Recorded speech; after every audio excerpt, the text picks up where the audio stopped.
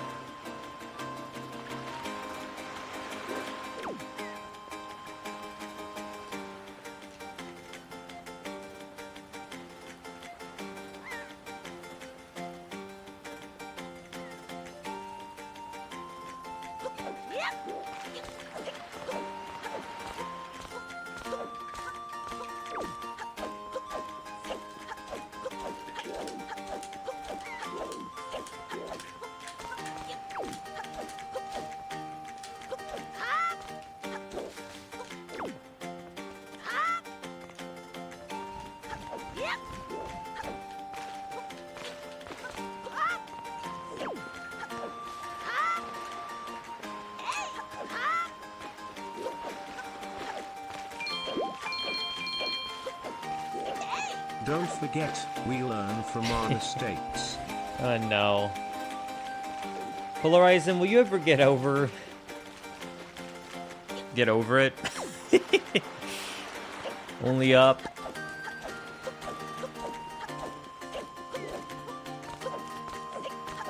We learned from our mistakes.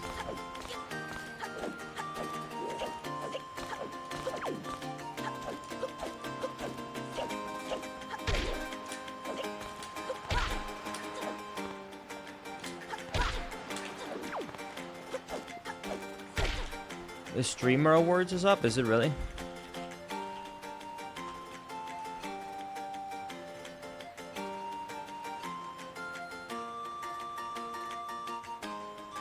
Damn.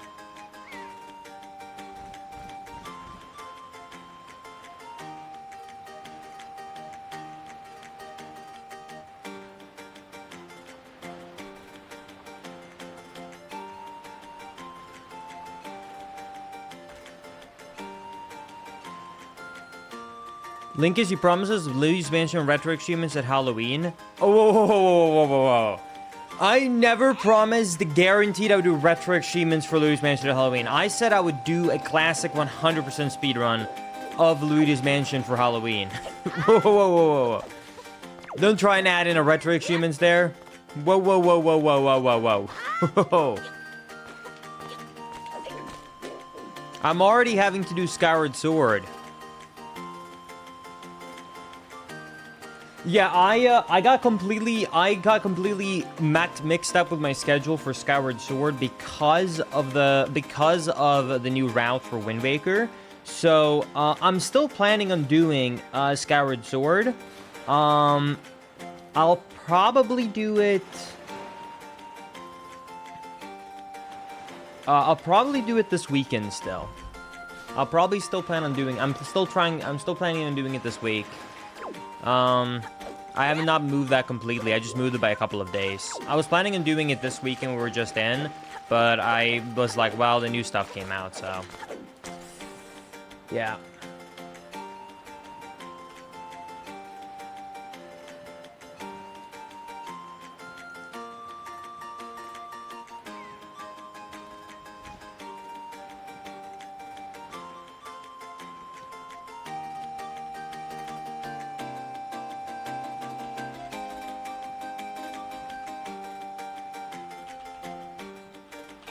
Month 2 that went quick.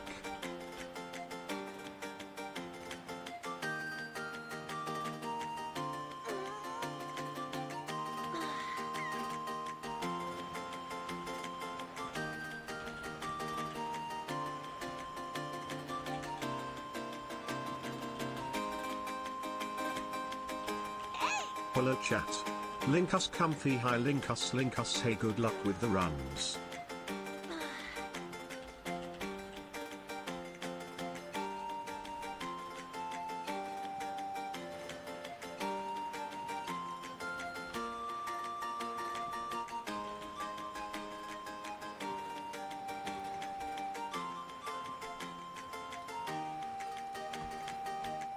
Let's see if that worked.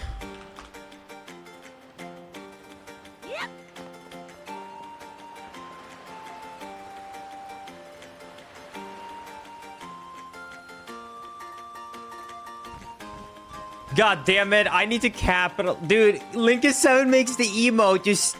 Dude, god damn it, I gotta...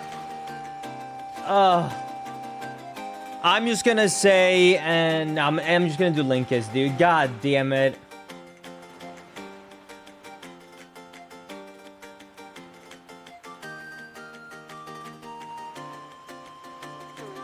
God damn it. I think it's kind of, dude, I feel like this can't be a coincidence, chat. There's 27 categories for the Streamer Awards this year, and category 7 is Linkus 7. Or sorry, category 7 is Speedrunner. Coincidence? I think not. I don't think it's a coincidence, chat.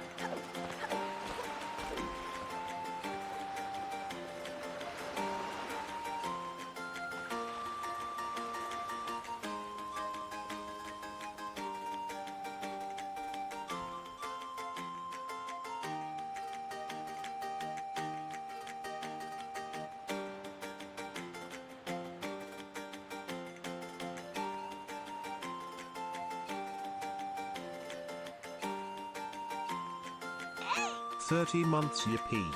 Linkus greed daytime 6 notes.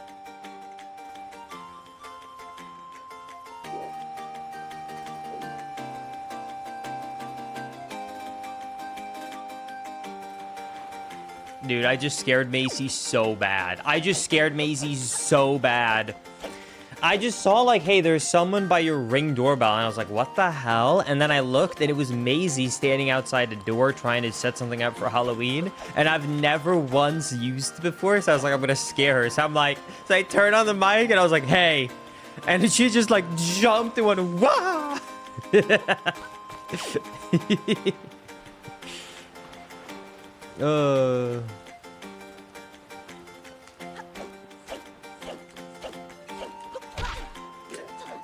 Alright, anyways.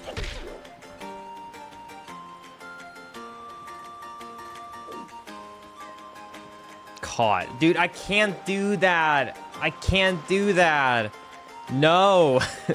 Alright, anyways. Let's get into warm-up so we can get into runs. Because I don't have an infinite time to stream. So let's get into practice for real. So, let's start by door cancel leave.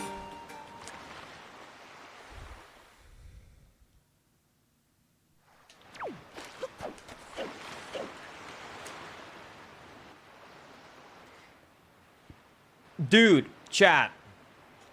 I need to ask something from all of my homies in the chat, okay?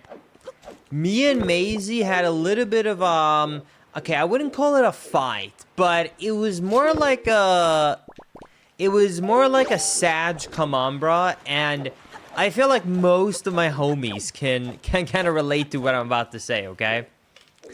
I did get caught. A marriage moment I relate to, yes. No. She's right. No. In this case, listen, okay? All the dudes got to be able to agree with me here, I feel like, okay? So she was like, I would like for you to, like, tell me things and, like, appreciate things. And I was like, I do. Like, I always thank you for, like, everything you do. And she was like, but I cut my hair a week ago, and you haven't mentioned it at all, and I've been waiting for you to say something about it.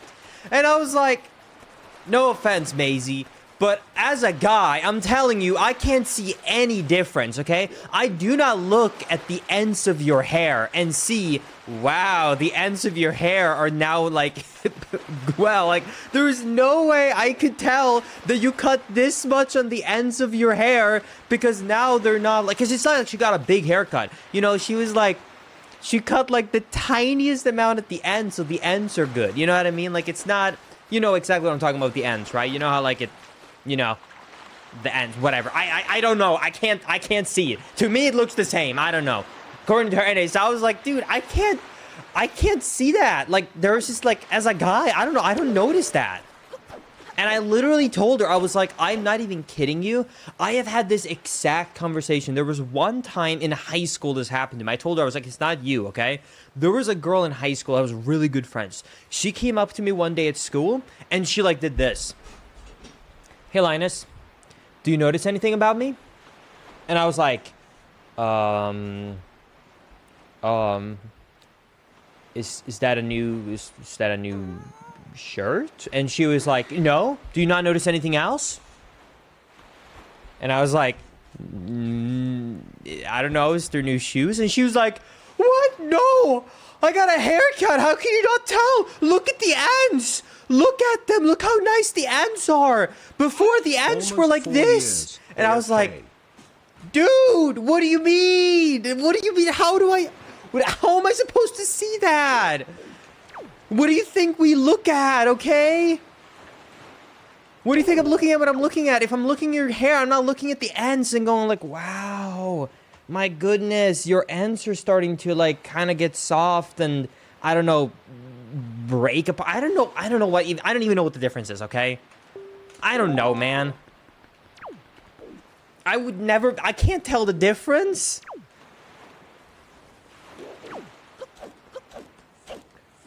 Also, is it just me or is there no music on the save file?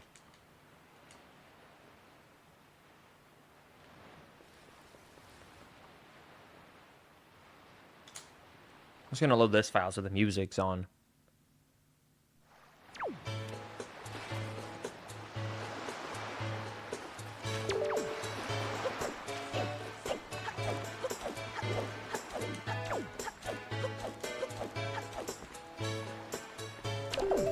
Even as a lesbian, I would notice that. What kind of comparison? What do you mean even? What? What do you mean? I'm not a lesbian. What do you mean? What do you mean even as a lesbian? What do you mean? What? How is that? What? What? What? How is that at all related to me?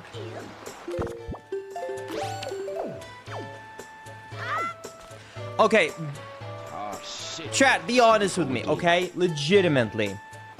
If you had no prompt, no idea that someone went to do it, they didn't go. Are you telling me that you pay so much attention to the ends of people's hairs that if someone cut their hair this much, just the ends, you would be like, wow, immediately. Like, you would just meet them and be like, wow. Without them pointing it out to you, you just, every time you see someone, look at their ends. Like, come on, dude. Anyone who's saying this is either A, totally different from me, or B, a liar who's like, oh yeah, I would notice. Even though 99% of people haven't noticed that I actually stretched my 4x3 game, okay? No one has ever called me out for this, because when I made this layout, I got the diameters wrong, and I never wanted to fix it, so I literally stretched the game by like 10%. This is not true 4x3, yet no one has ever pointed it out, ever. Despite if I tell people I play on stretch, people get so mad at me. But no one has ever noticed it because it's only 10%.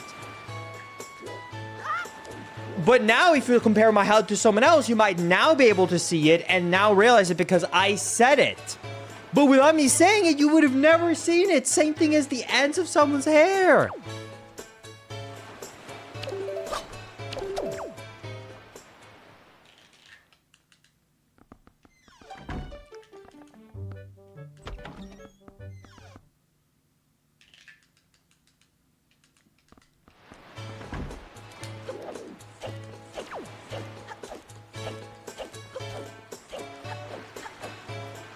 I usually only notice it because a lot of people do some sort of coloring at the same time as they do a trim. Yeah, this was not what Maisie did. Maisie grabbed some scissors. Well, okay, she ordered it on Amazon, I guess. But she ordered some scissors on Amazon. She went into the bathroom and she did this. And then went like, how have you not noticed in a week that I got pretty? And I'm like, what do you mean pretty? What do you mean? How is this a conversation that's happening? It's sad, you know, like, I'm like one of the biggest white girls on planet Earth. You know what I mean? Like, there's not many people like, there's not many guys, okay, in the world who can say that they have attended every single Justin Bieber world tour, okay? I'm like a 1 in a million here, okay? But even I don't notice when someone trims their ends of their hair. Like, come on, dude. I ain't looking at that. It's like, yeah, call me a dude all you want, but like, I ain't looking at that.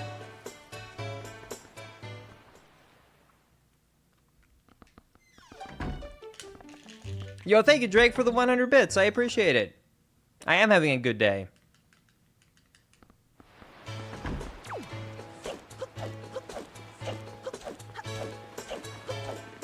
Linkus, do you have any social medias for me to privately talk to you? No. 2026? Don't worry, chat's a safe space. Any cool plans? Anything cool planned for the 14th of June 2026? Just asking just in case. Oh, man. Yeah, of course. Actually, on the 14th of June 2026, that would be right around the time when I was actually planning on going to visit Florida, because I've heard that a really cool new thing to do is pet alligators in Florida. It's like a huge thing. So I was actually planning on going to pet some alligators in Florida. I've heard that they're really friendly creatures.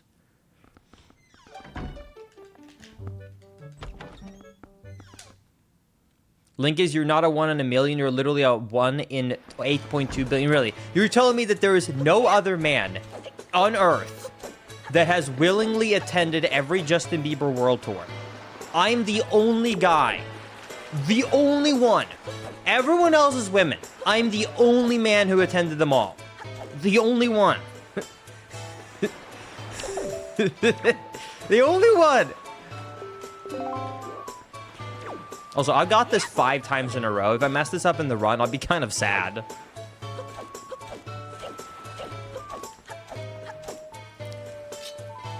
You and Justin. That's true. I will say, as someone who has attended them all, I promise you that the reason I added willingly is because there is another type of dude who I know has gone to all of them. Because I'm telling you, as someone who went to all the JB concerts, there are only 3 groups of people. Women, me, and parents who look bored to death going with their teenage girls because they don't want their teenage girls to go to a concert alone. The only other dudes that I found there or saw at all were angry-looking dads. That was the only other dudes that I saw in the entire JB concert. And I will say a few things that I noticed going to a JB concert compared to other concerts. Number 1, my ears have never hurt more in my life.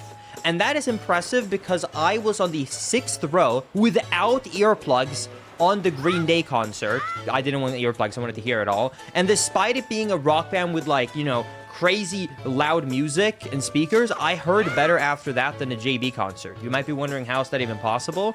And that's because there's a difference between a loud bass and a 1 million screaming women right next to you. Like, I can't even explain to you the pitch that they're able to hit when they're screaming for every song. It hurts your ears so bad. Like, it is the most painful my ears have ever felt. The music was fine. It was just the screaming. The second thing that I will say is that the second thing I will say that did stood out to me when I was there was also that one problem as well with the Justin Bieber concert.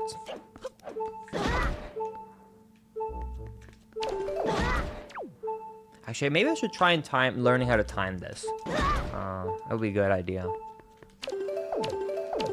Anyways, one other thing I noticed, and this is another thing that really gave me a pointer that there's no men and just women there.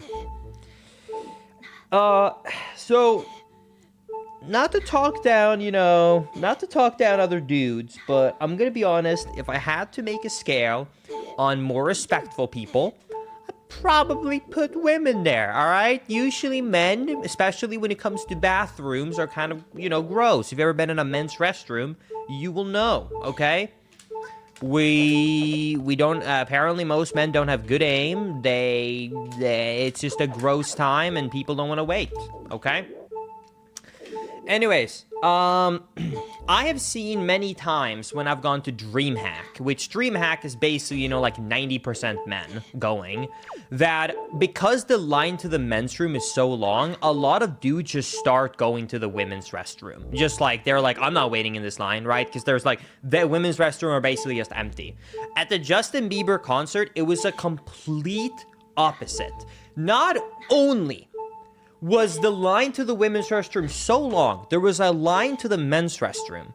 Not a single guy in there, just women who didn't want to wait in line for the men's restroom.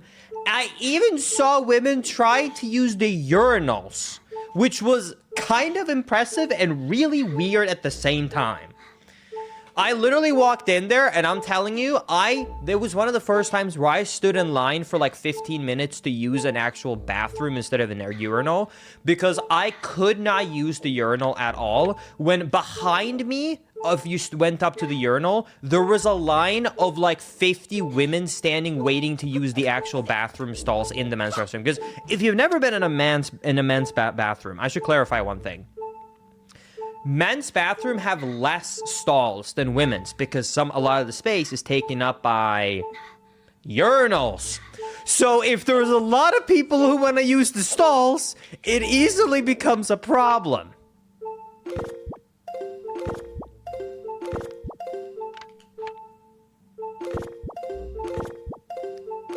So it was not a good time.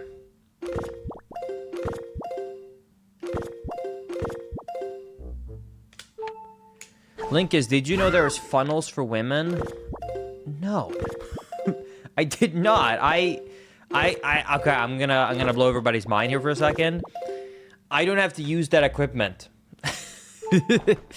Believe it or not had to use that equipment. It is kind of awesome though.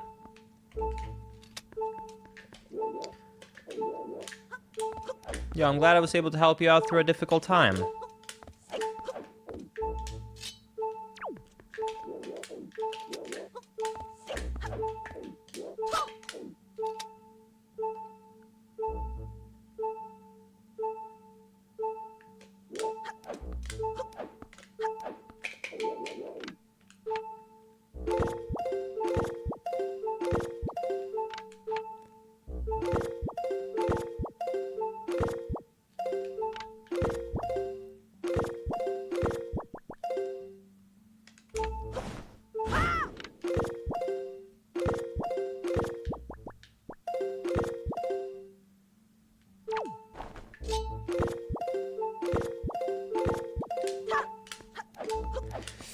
Okay, nice. My hands are kind of cold, but I feel pretty well in terms of gameplay. Oh, wait, I know why I'm cold. I was so warm last night, I turned down my AC to 66 degrees. I probably should up it. Yeah, that's why I'm so cold. I was like, why are my hands so damn cold? I forgot I put the AC down to freezing. What is that in real temperatures? I'm sorry. I didn't realize that freedom units are not real units, alright? That's about 18.8, so like 19 degrees. I put it down quite cold. Like I said, I was hot. I would normally people would not put it at that temperature just like on a day-to-day basis because it's cold. Do you have a new video explaining the new bear skip? Actually, luckily for you, sort of, kind of, yes. The video is 90% edited, and my video on the new route and everything should be going up in about 1 to 2 days. Let's go with 2 because I know myself. Let's not lie here. So 2 days. Because I do need to make the thumbnail too, so yeah, 2 days. What was I gonna do? Oh yeah, propaganda cutscene skip.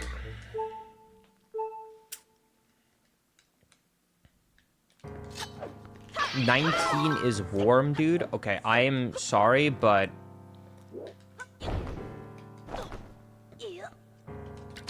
I'm telling you, as someone who grew up in Europe, a normal house usually is set to around, like, usually you try and heat up a house to around 21 degrees. Second of all, you can't compare, even if you had a house that was 19, which is colder than people usually have it, you cannot compare that to what I'm talking about. And I'm saying that not because I'm like, oh man, you can't understand how I feel.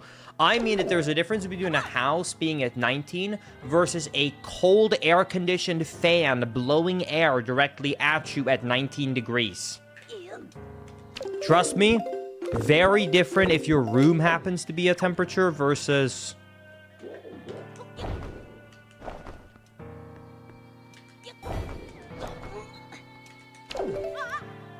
an air conditioning.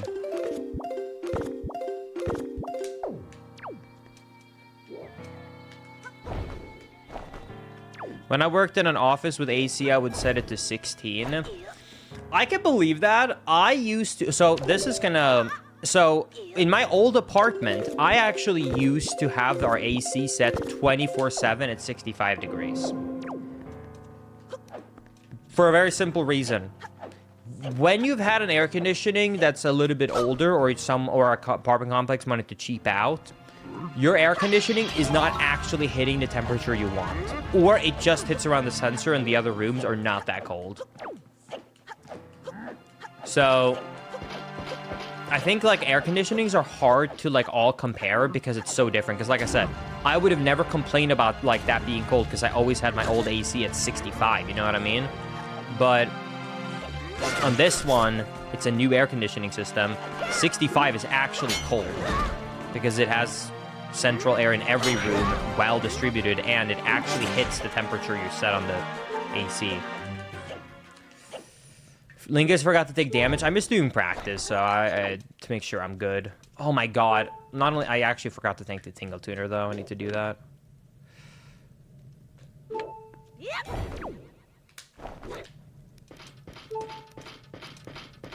Yeah, I have mine set at 69 degrees 24/7. 69 or 68 is what I have it on all the time. I don't ever touch it above or below that.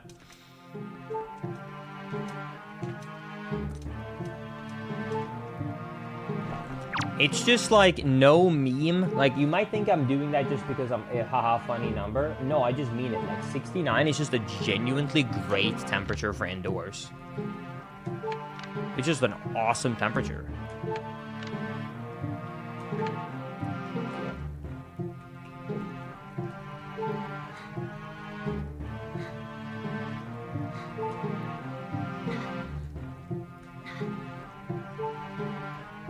I like the house at 71 or 72. Yeah, I think this is like just what you're used to. I've noticed, I think it's just purely what you're used to. Maisie is used to growing up in Wisconsin, which even though it does get cold, she didn't grow up with a good air conditioning unit, meaning that during the summer it was hot, and during the winter, anyone who's grown up in like a cold place, like, I mean, I grew up in Sweden, can relate to this probably, that a lot of people's homes are very hot during the winter because it's really hard to hit like a perfect temperature. So usually homes are just really warm in the winter. You just heat, you're heating it up. And if you live in a cold place, the house is built to keep heat in, not let it out. Meaning it kind of just builds temperature up. Which I can tell you, someone who's been in Maisie's place, that's pretty much what it does. So she has the habit of always wearing t-shirts and shorts, even when inside. I grew up in a house where first, Sweden, no air conditioning. Second of all, not only did I not have air conditioning, our home was very inefficient when I grew up before we got new windows. So all the temperature just escaped through the windows. So even at winter, and also we had like, when I grew up, my parents couldn't afford like a proper heating system. So we used the old heating system that was built into the house when we first got it, which literally meant my dad had to go down and put wood in a giant furnace. Like for many, many, many years, that is literally how we heated our home. So because of that, it was never that hot. So I grew up always having to wear a hoodie. I never did not wear a hoodie. The true Swedes living in 1820 heating. Well, my parents' home was built in 1910. So it's quite an old house.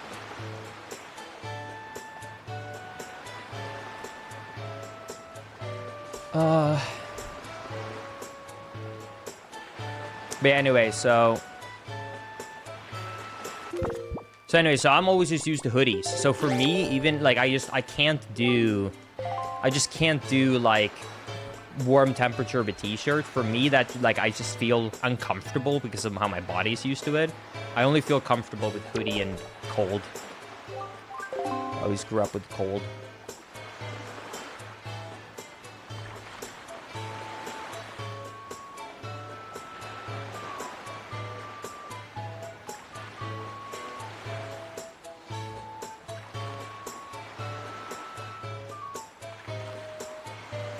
Oh yeah, people who, I think like this is a problem that I've noticed actually like two ways. This is like really funny when you look at people online and people's reactions, because it's like people obviously don't get taught this, but then the internet comes around and they just like, and I'm not saying this to roast you specifically. I'm definitely guilty of this myself. I think every human being is. And what I mean by that is that I think a lot of people just kind of assume that what your life, and I noticed this, I only realized that this was a bias I had until I moved to another country, to clarify. I'm not trying to say like I'm so much better than you guys.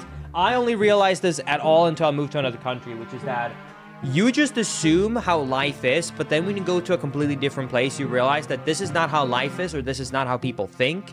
This is how life is and people think where you grew up. What you think is normal is not actually normal. It was only normal for your area. You know what I mean? And your world POV is like, whoa, what the hell? And I'm saying that because an easy example of that would be like, an easy example would be like Americans whenever, have you guys ever seen these takes online when Americans see like, there's like a news article from like the UK or like Germany or like a European country that's like, Europe experiences 90-degree heat and people are like passing out or like dying or getting heat strokes. And people are like, dude, bitches, we have 90 degrees year around. Dude, that's nothing. Dude, why are you talking like 80, 90 degrees is so much? And I'm like, dude, the homes are built to maintain heat inside. It's just building and building and building. Like, I don't think, first, no air conditioning. Second of all, the homes are built to keep heat in. Not like, because it's always cold. You cannot compare an American home in a hot state. At all. To a place like that. And then the second thing is the same thing, which is that I remember thinking the same thing when I were in Sweden. Do you guys remember the first Texas storm that happened in like 2016 or whatever it was? Like the first Texas freeze that they got? I literally remember sitting in Sweden and going, what is wrong? What was everyone complaining about Texas? It's like 25, 30 degrees Fahrenheit. It's like a -2 or 3. There's like an inch of snow. What are we talking about? This is like so bad in Texas. What do you mean? Dude, what the hell? And then, you know, like you look at it, it's like, well, it never gets cold, so the pipes are not insulated, so they freeze and then they break. And also, the homes are not built to maintain heat, but keep heat out, so it gets cold. And I'm only saying this because I've noticed one thing in living in a Texas home compared to Sweden. Do you know what I've noticed? If it gets like 20 degrees colder out, you know how like at night temperatures in like especially the south can drop like heavily by like 20, 30 degrees? Like it can go from like 90 degrees in the day to like 65, 70 degrees at night. In Sweden, you wouldn't feel a big temperature change inside your house on the day versus the night. But a Texas home is built in a way where it's supposed to just get heat out. So the second the temperature outside drops, it makes a significant difference in how it feels in the house/apartment. Like, it's scary.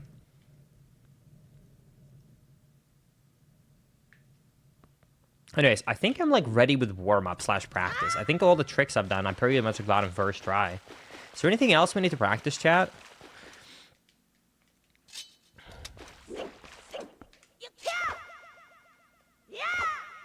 Linkus, I can believe the pipes being broken is a problem, but a house, even if it's cold inside, you can still wear more clothes. Oh, Zarek, the problem with the Texas thing was not actually that it wasn't that it was too cold for people. Like, people weren't complaining because it was 30 degrees. The problem was that it wasn't just pipes that aren't insulated. It's also the infrastructure around power and the infrastructure around power generators, meaning that power stations shut down. So, like, I think like a fourth or 1/3 of Texans were without power. So I'm sure you can imagine a problem quickly becomes, if you have 30 degrees and no heating, you're kind of screwed. Because then it's no longer a thing of just putting on more clothes. When it's 30 degrees outside Fahrenheit, or, you know, -3 Celsius, and you got no heating, you're kind of like, uh-oh. Anyways, can I say something to you, please? Sure. What's up? Do you have any tips on running unbuffered manual Super Sword? My mashing is decent, but hitting neutral is too much. Are you doing, like, the moving of analog sticks, sir? Like, are you doing the dead wind? I think I can actually wait, because I'm on the practice ROM and I just was gonna turn it off. I can actually show you something. Hold on.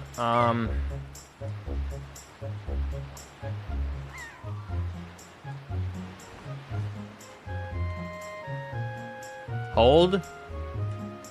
There it is. Look at this. A beautiful input display.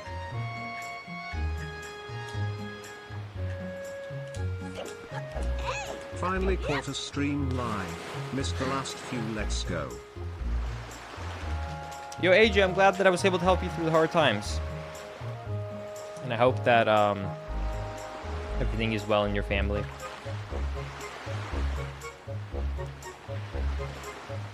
You're going for in between -7 and -10 Blackwind. You know what? I'm going to be the nicest streamer ever. I'm going to try exactly what you're doing. Let's try it.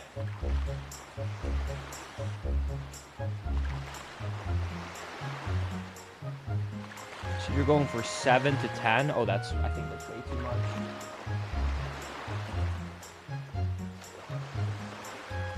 Sorry, wait, do you mean that you're holding... Wait, do you mean that, like, it's doing -7 when you plugged it back in? Is that what you mean, sorry?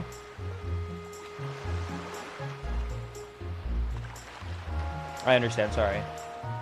Okay, so this would be what you would go for. 9 to 10, okay.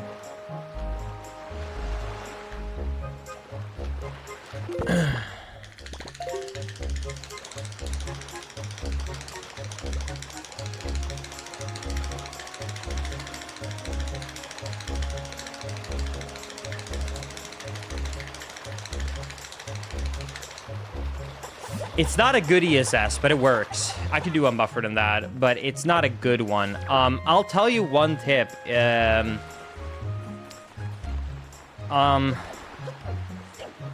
Because you gave me a bigger one, so have you guys noticed that I no longer reset my ESS as much as I used to? Like, historically, I would do like 5, 6, 10 replugs. Nowadays, I usually do 1 or 2, and then I just kind of go for it.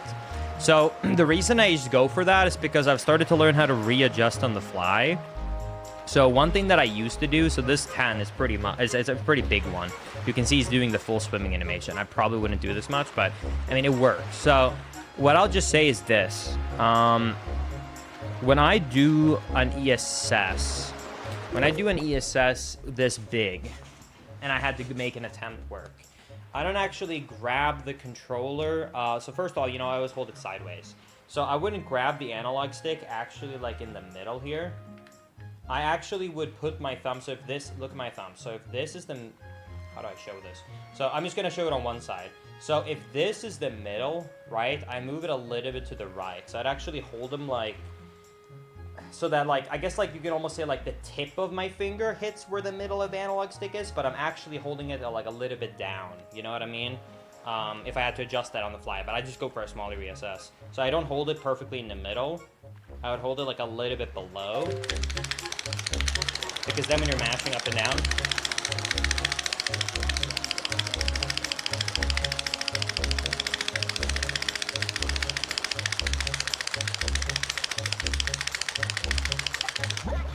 you're kind of hitting it slightly on the side. But like I said, I wouldn't go for this big of an ESS. I think this ESS sucks ass. This ESS is not good. I would... here is something that, okay, listen up if anyone wants to learn Wind Waker, okay? I'm gonna explain something. So the more off, okay, pay attention. The more off 180 degrees you are, the less speed you will gain, okay? So like, okay, let me show you. So this is something very important, okay? Pay attention, class. So, okay, if you look at my speed here, right? I'm gonna do a full up here, okay?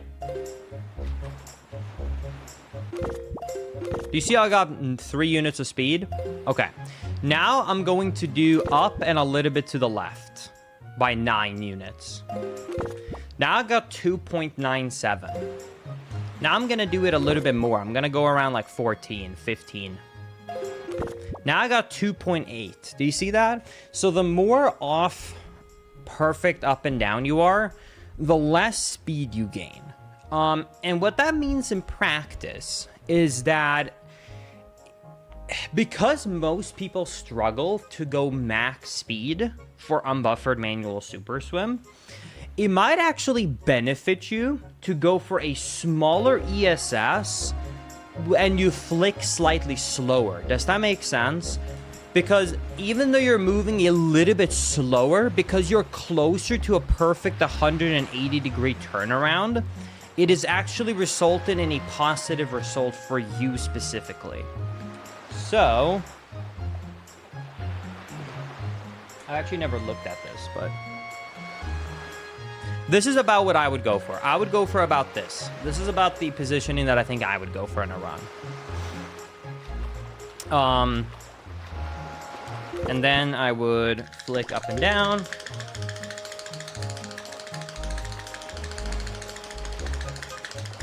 And you can see that even if I do this slower, I'm doing this pretty slowly now, and I was still gaining speed. Did you see that? Well, slow all things considered, but you know what I mean. Like, it's not enough for a full unbuffered, but I'm still gaining speed. And if you're going for part unbuffered, like, it still help.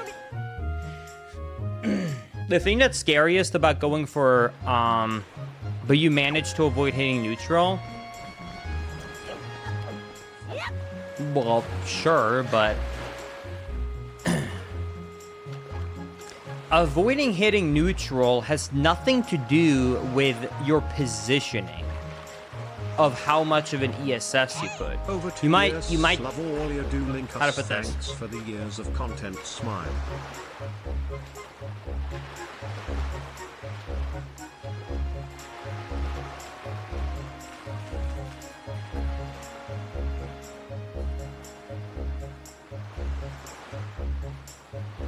Hold on, let me try. Hold on, let me think for a second.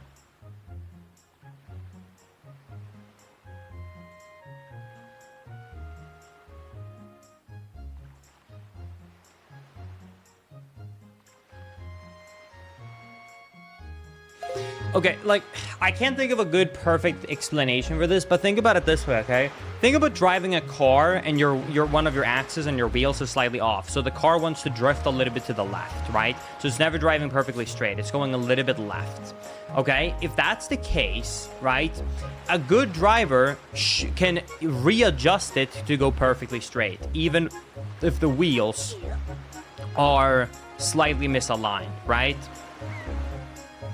But if your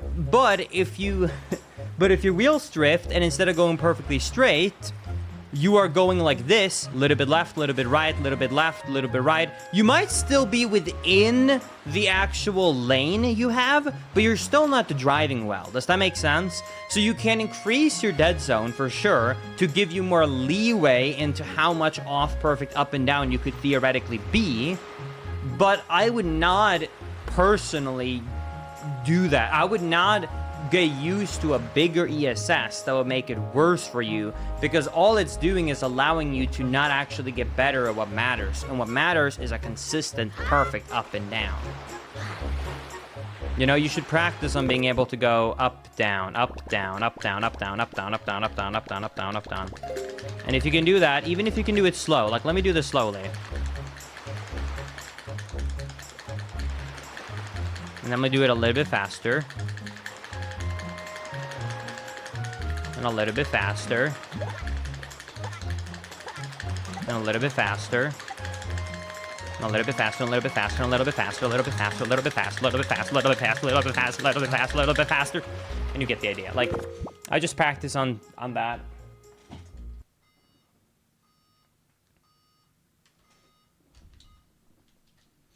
Okay, let's do runs.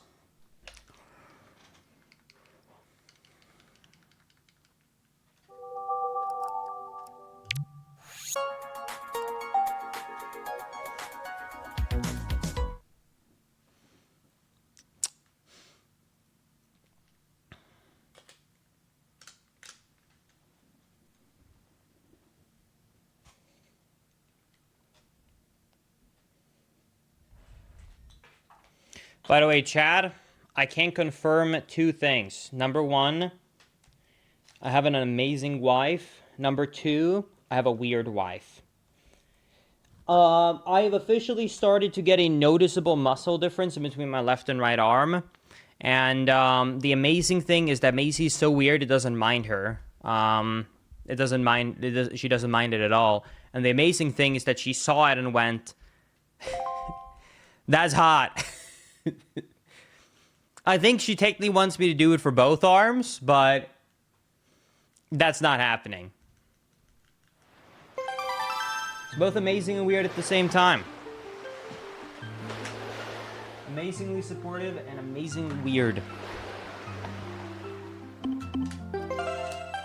But you know the way I like to think about it? I like to see the glass as half full rather than half empty. A lot of women might look at me and go, you're weird for having a big muscular right arm and a skinny left arm. But that's looking at it half empty. An appreciative wife and woman would look at it as a glass half full. They're not, you know, it's not technically 2 muscular arms, but at least they're getting 1 muscular arm. So, you know, half full, still half a muscle. Are you using OBS? Yes, sir.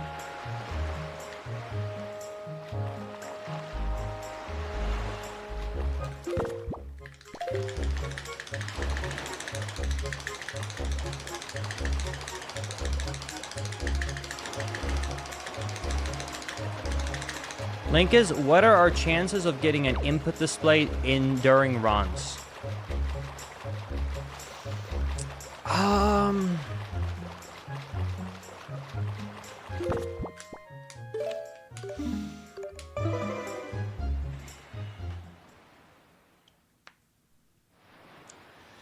1%.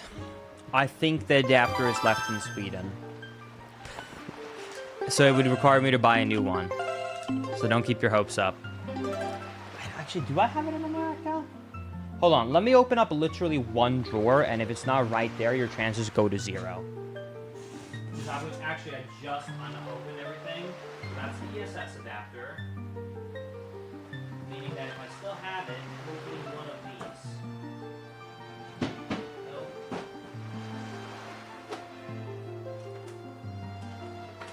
Okay, I actually technically still do own it, but I'm not sure if I would want to use it. Do you want to see? Oh man, this is actually going to be both a flex and terrible at the same time.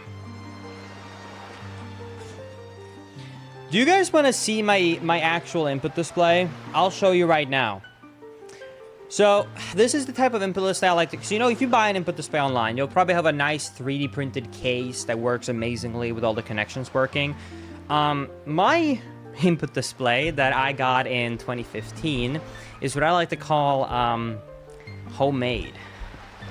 So, this, my friends, is a tiny board with the worst soldering of all time, and what's holding it together is electric tape.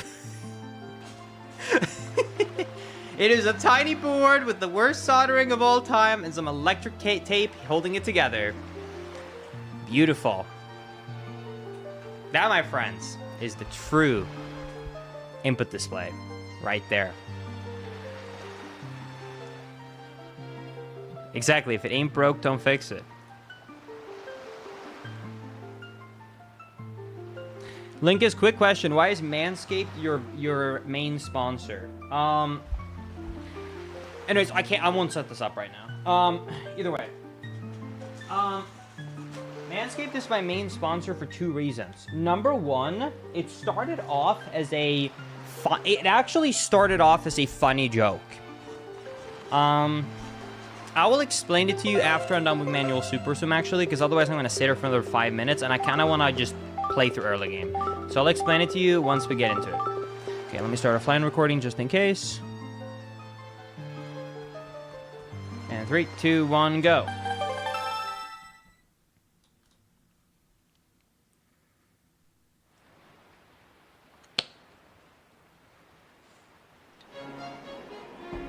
Here's the thing about input displays. I stopped using one because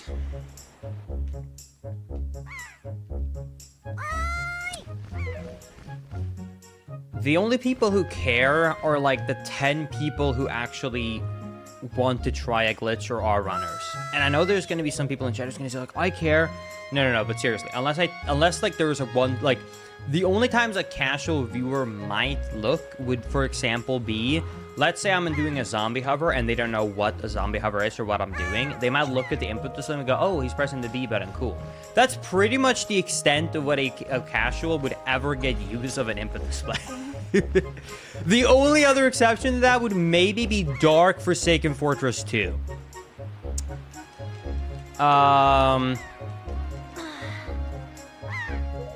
But otherwise, in general, it's just kind of like something where, like, you're gonna get better help learning what I do if you're watching tutorials of community members.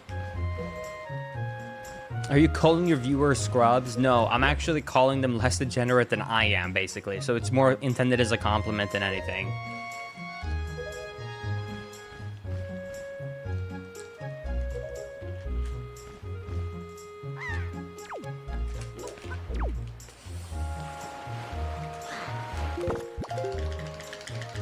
What gave you the idea to call your YouTube channel Link to 7? Combined Link with my real name, Linus. Got Linkus. This is a terrible MSS.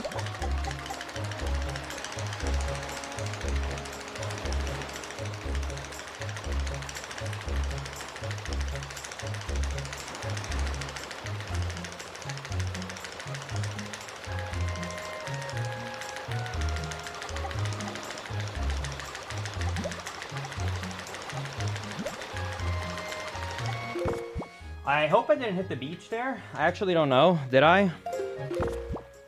Somehow I didn't. Okay. That's just pure luck. Your real name is actually Linus? Yes. Thank you! This is awesome. I got speed glitch. During your big PB run last time we got a file name redemption for Delaware and it never got used. Are you going to use it for the next run or should it be refunded? Just remind me and we can do Delaware. I didn't realize there was a file name redemption sitting. Maybe I don't know, Wald. I'll do it next run. Thank you, Awesomeness, for the 200 bits and for letting me know. Thank you, Legendary All Day, for the 45 months. I appreciate it. Over 2 years, lots of love, Linkus. Yo, thank you so much. Appreciate it. Wait, 2 years? It's 49. That's like over 3 years. Anyways, thank you. I appreciate it. Thank you, Highly and Egg, for the 19 months. Finally caught a stream live and missed the last few. No worries. And thank you, Mace, for the 48 months. And thank you, Chubbity, for the Prime Gaming sub as well. Thank you. Anyways, so, here we go. Here's my answer to the question, because I haven't told this in a long time. How did my main sponsor become Manscaped? So, it all started about 3 years ago. At the time, I had a very, very small YouTube channel, and I was running it at a massive loss, because my editors were way more than my YouTube was bringing in. And it was getting kind of tough to run the main channel. So I got a company reaching out and asked, hey, would you like to be interested in being Manscaped, or sponsored by Manscaped? And I had seen the company before, and I knew that their general thing was trimmers and stuff like that. And I was like, yeah, sure, that sounds like awesome. Tech tip, if anyone of you guys become content creators, look into the companies beforehand. Thankfully, this turned out amazing. But anyways, I said yes, and then basically what ended up happening, I remember it so well, was that they sent the package over for, you know, the product that I was going to talk about in my video. And immediately when I get it, there's a giant, like, golden text on the front of the packaging that was like, "Your balls will thank you." And I was like, wait, what?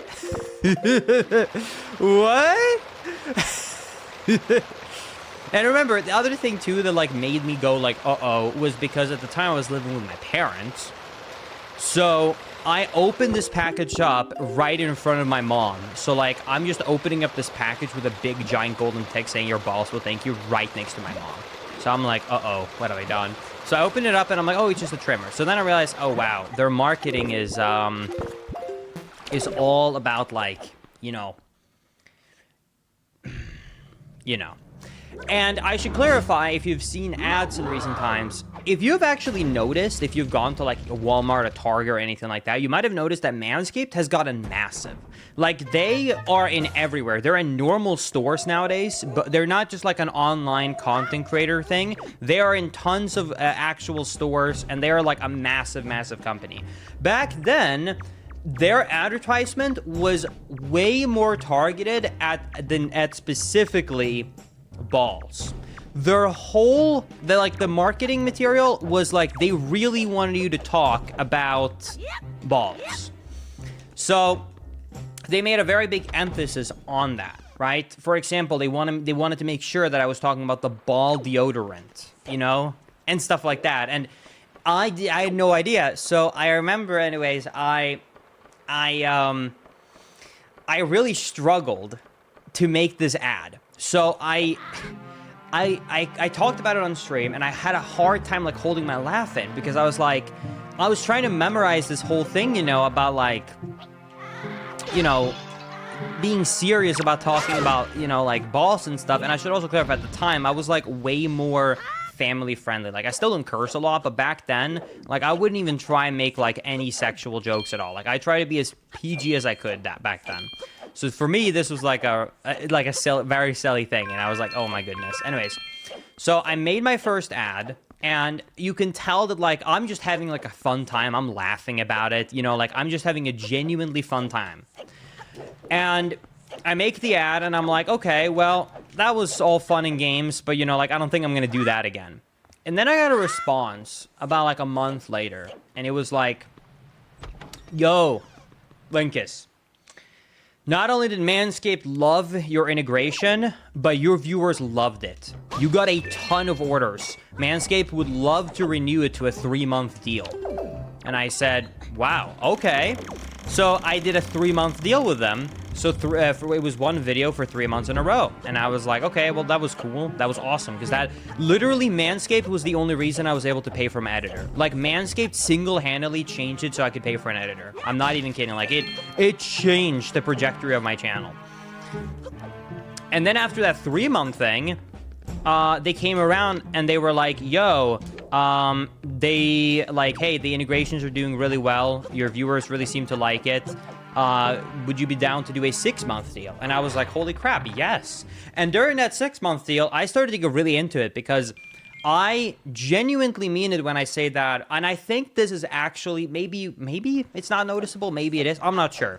I would like to assume it's noticeable, but it is, maybe it's only to me, because I'm, you know, the individual recording it. But I think another thing about Manscaped that made the ads different was that I'm genuine when I make them. And you might think, like, yeah, right. No, like, I literally use it. Like, I used to exclusively shave with a razor blade. I exclusively use them now. Like, I do not ever, like, I have shaved with a razor blade twice. Both times was the week of my wedding. Outside of that, I have not used a razor blade. Like, I straight up only use Manscaped. So I just use Manscaped for, like, anything that, like, comes to shaving my face. I just use it. So I genuinely started to love their products. I genuinely mean it when I love the products. Like, and not only do I love the products, when I got some extras, I gave one to my family. My parents exclusively use Manscaped now. I use Manscaped. My best friend uses Manscaped. Like, Everyone in my life uses Manscaped thanks to me. Like, I genuinely use the brand so much, I recommend it to everyone. With or without my code, doesn't matter. I genuinely think it's an amazing product. So, you know, I kept doing it. You guys, I'm assuming, and a lot of people online seem to genuinely like them as well because they were ordering a lot with my code.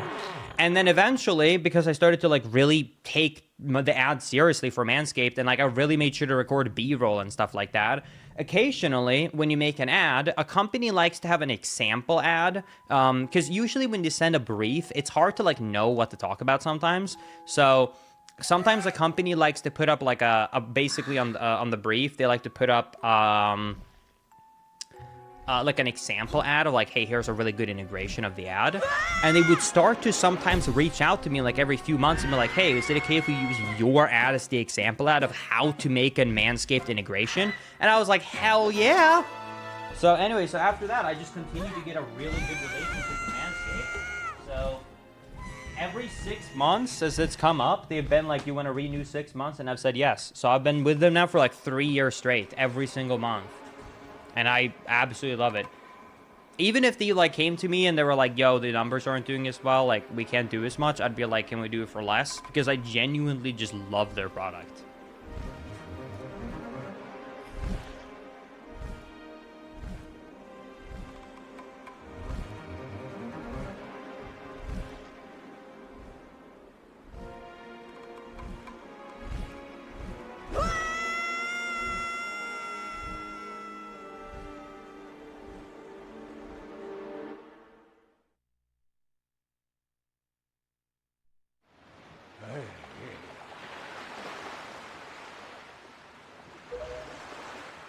I forgot Japanese version doesn't have a cutscene at the end there. Oops. But yeah, I think the other thing that actually helps working with Manscaped too, as a last note before I move on with the topic, is this. A lot of companies to try and make to be new usually tries to follow a niche. You know what I mean? Like, there's only so many, like, no matter how good I make an ad, only so many people want something with high protein. But I feel like a razor or shaving is something that almost everyone owns one equipment of. You know what I mean? I feel like almost everybody at some point will own a razor. Or a trimmer, etc., etc. So if it's actually a good product, which it is, I think it's just one of those things that's like, well, if it's actually genuinely good, they're like, sure, I'll check it out. I need one. It's just one of those things that you usually just have one of in your home. So it's like a really broad demographic that just kind of everyone, the code is Linkus without the 7. That's true. So apparently, I found this out. This is apparently something different. The code is now Linkus instead of Linkus 7 because my code got leaked. So I didn't know what that meant. I literally had to dig down and like ask them. I was like, what the hell does it mean it got leaked? Why, like, how does a code that's publicly available get leaked? Apparently what happened was that one of these, like, apparently what leaked means is that one of these, like, extensions, like, you know, like a honey extension or something like that, adds as an automatic application to their code, your code. And because it's no longer able to then track, they basically have you change the code. So it kind of sucks. It actually screws me over big time because it means that they will no longer, like, if people like just watch one of my old videos and wants to order it from my old videos, I won't get like in the system at all. Like, Manscaped would not know if it was me, they bought it because of me or because of this random plugin. So it's actually kind of a shitty thing to happen to someone's code.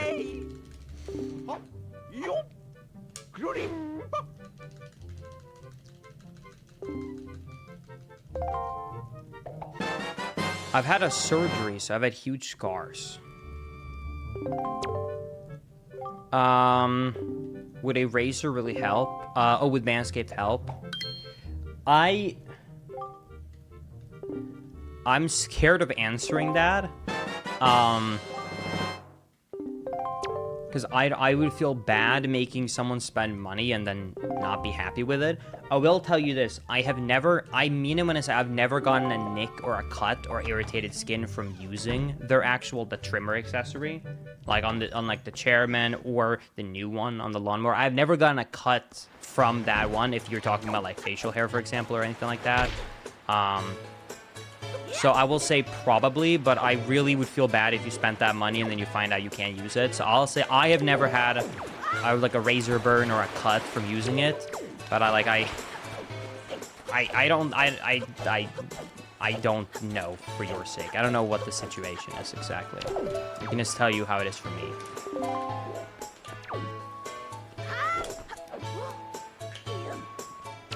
Yeah, I think they have a return policy as well.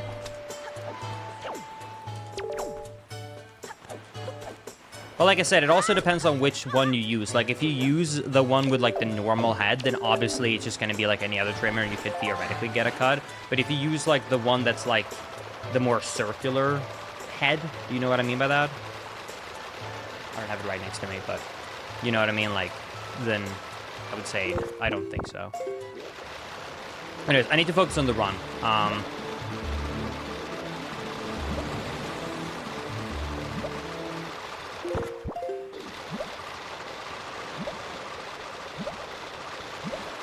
Oh my god, get the air refill.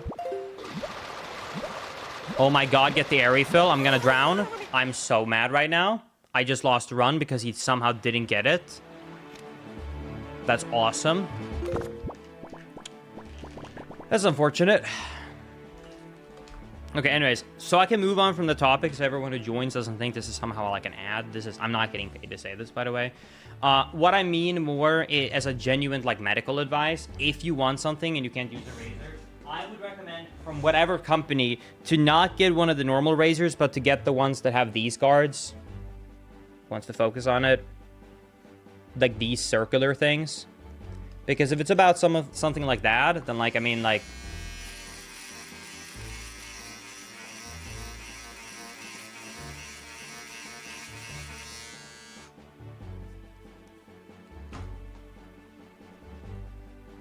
So yeah, get something like a foil shaver instead, and it's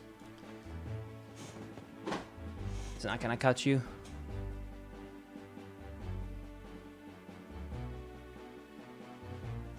All right, anyways, let's go with the Delaware file name. Do you even have facial hair to grow? Yeah. The reason you don't see me with facial hair is for a very simple reason. I can grow facial hair, but it looks garbage. I'll tell you right now how my facial hair looks if I were to grow it. I grow a lot of hair. I grow a lot of hair as a neck, on my neck here. A lot on the patch here, a lot on the patch here, and a mustache, and then a patch here, and that's it. So I don't have any connecting part here. Does that make sense? So it looks awful, because if I don't shave, what you're gonna see after just like 5 days, if I haven't done anything, is you're gonna see a bunch of a neck beard right here. You're gonna see nothing on the side, and then you're gonna see like a patch right here and a patch right here, and then an ugly mustache. So that's why, like, you don't ever see me. So you might be like, Linkies, you can't grow no, like, I can. I will just always shave it because it looks so ugly. It looks mega ugly. So I would say, like, but I don't have like the fastest one. Like, I would say I probably shave like every 3 days to 4 days. So I don't have to do it like every day like my dad, you know, but I do still have to. I forgot to set up ESS.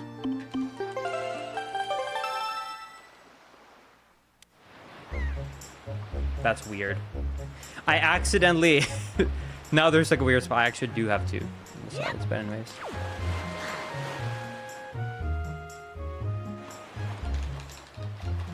Do you want to know something actually funny though, chat, for real? I actually tried on this latest ad to include me shaving my face on stream, but it was such a small difference because I just done it 3 days ago that you could barely tell the difference, so I didn't include it.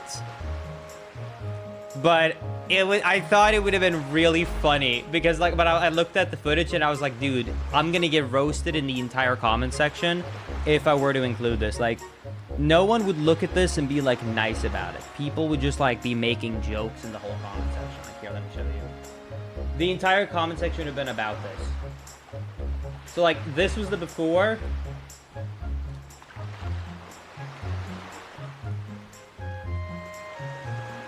And this was the after, and I was like, I mean, I can see the difference, but it's so small that everyone in the chat, every single person in the comment section would have just made fun of it because it's such a small difference. There's basically none.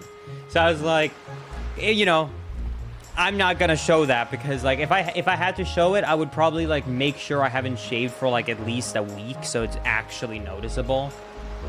Because otherwise people are just gonna be like, bruh.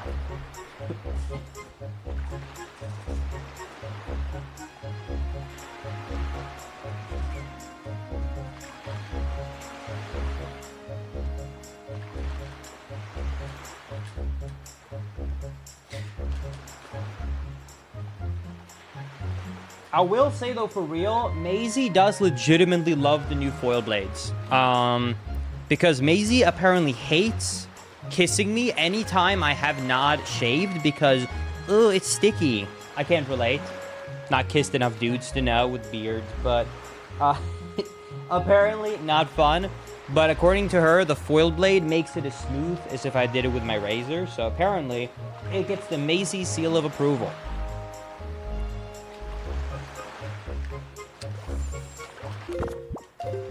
Enough. Well, you know, you guys have been to parties, right? Sometimes you get drunk, you kiss the homies. It's a good time.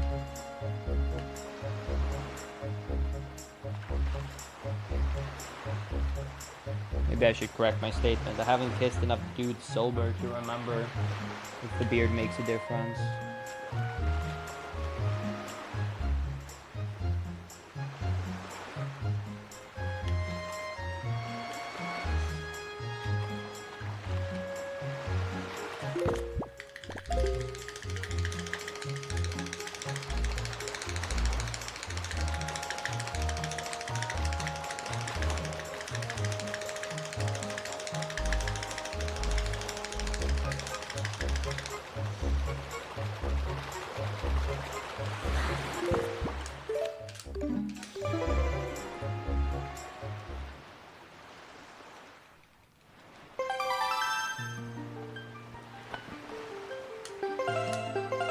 Dude, I don't know. In between the age of, what was the file name? Delaware? Was that the file name? Delaware? Okay. In between the age of like 16 to 19 maybe, especially around 18 and 19 years old, my friends and I, we partied a lot. So I got drunk way too much back then. Which is funny because now I like really just generally do not like alcohol. And to give you an idea of like just saying like I no longer like alcohol, wait, 3, 2, 1, go. Even though I've been dating Maisie for years, the night of our wedding was the first time Maisie had ever seen me fully drunk. That's how little I drink alcohol nowadays. Like I used to get drunk like all the time with my friends, but now I just don't really participate because I'm just old. So yeah, even though I've been dating Maisie for years, our wedding night was the first time she saw me drunk.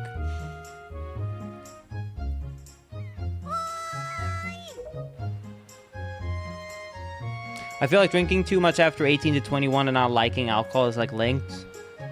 That's true. I feel cheated. I couldn't get drunk on my wedding night because I had to drive. Okay, a wild, you clearly misplanned the wedding. Let me explain what me and Maisie did for our wedding, okay? We went to the wedding. Maisie started to get drunk, and I made sure to only have, like, social champagne sips, you know, for, like, cheers and stuff like that. So I wasn't drinking too much. Then after the wedding got done, we all drove over to Honky Tonk. And then when we got to the bar, I got absolutely just a mega drunk, and then we Ubered from the bar to the hotel, and then in the morning, we just Ubered from the hotel back to the bar, picked up the car, and drove home. So that's how we did that. That's how we do.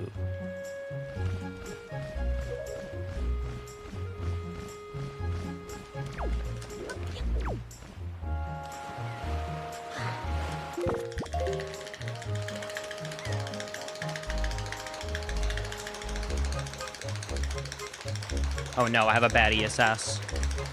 I could still maybe make this work, but I'm actually hitting neutral. Yeah, oops. I'm not gonna waste my hand on that. I'll do Delaware again. What's my drink of choice? If I go to a bar, I'm pretty boring. I just go for a vodka lemonade or a Long Island iced tea. Usually Long Islands, though, more often than not.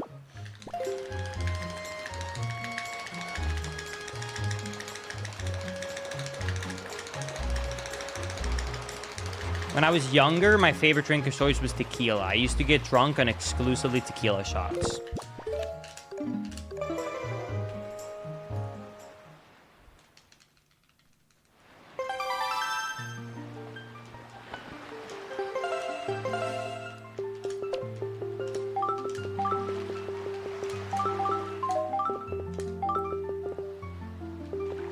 Hold on.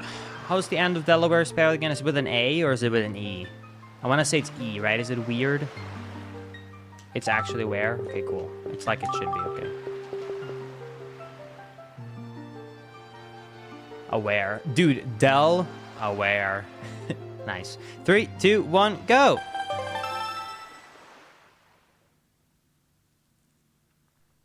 Yeah, I'll give a little life advice to all the younger people in chat. Don't be like me. It took me forever to go from despising alcohol to, like, tolerating it. Because I was such an idiot when I started drinking, right? Around, like, 15, 16. Remember, I'm European. That's just when we start. But anyways, when I started drinking up until I stopped drinking around 19, I had about a 75% ratio of throwing up at the end of the night. I just did not know when to stop, that I would just, like, throw up almost every time I went out drinking. And after you've thrown up on a piece of alcohol, like 1 or 2 times in a row, you start to not like it anymore, so you have to switch to a different kind of alcohol. And over the 3, 4, 5 years I was drinking parties, I would just switch to new kinds of alcohol, throw up by them, can't drink them anymore, and switch to a new one. And I kind of just went in a circle until I hit them all. And then I stopped drinking. And now I no longer throw up by it because it took me years to get over feeling like I need to throw up from any alcohol.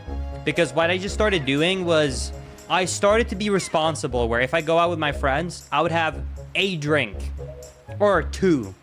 And I would just drink it. And then I was like, ugh, this reminds me of throwing up. But because I only had 1 or 2, it went down. And then after doing that for literal years now, never getting drunk again, I kind of just got used to it again. So now, I mean, there's still some ones I can't, like, I could never do, like, a couple of them still, but most of them I can now smell or drink without being like, ugh. So I gotten used to it. Maddie has seen really rare drinkers. Maddie saw me drunk for the first time, same time as Maisie.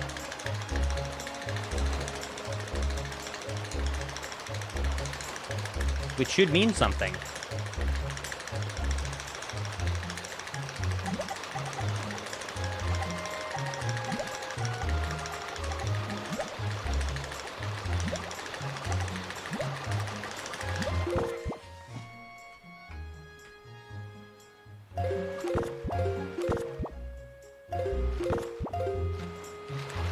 I almost got scared, by the way, because I have like an idea in my head of how I am drunk, but I'm not sure if that's the true, like, opinion of how I am drunk or not. I actually asked Maisie this, and I got almost a heart attack, but I got clarified, and I checked with a few other people, and I feel very relieved once I found out. I asked, I was like, because we were talking about someone, and,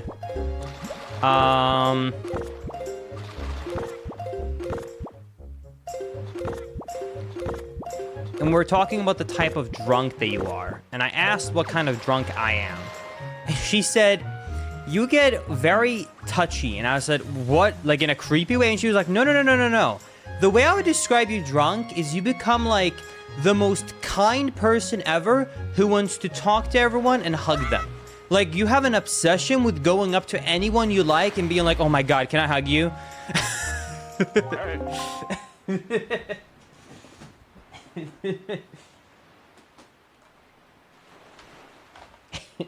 I don't know if Maddie can back me up on that or if she agrees, but yeah, apparently I just like to hug everyone and make sure everyone's fine.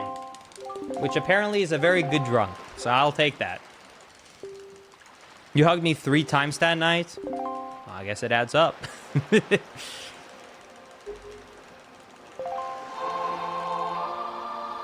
At PAX, Linkus wanted me to give him a bear hug. I love hugs.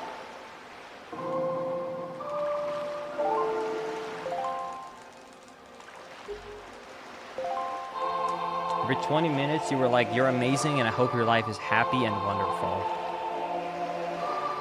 Well, I stand by it.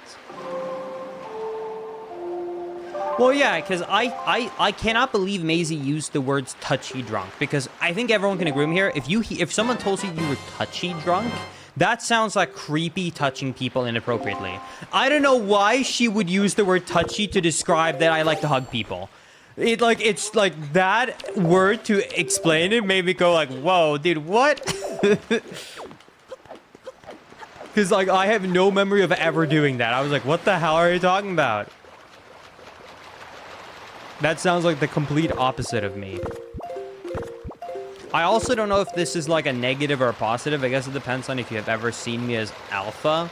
But Maisie's mom saw me drunk. Obviously, she was at the honky tonk, too. And she said, you're really lucky that, like, Linus is this kind of drunk. And Maisie said, what do you mean? And her mom said, well, he's not, like, you know, aggressive drunk. And Maisie said, there is not an evil bone in that man's body where he could ever punch someone. And I both thought, that's so sweet. And also, like, my manlyhood just went down a little bit. Like, can we at least have, like, one bone? Like, I agree that I don't like to start fights, but can we at least agree, like, there's one bone that could technically, you know, it up? Like, just one?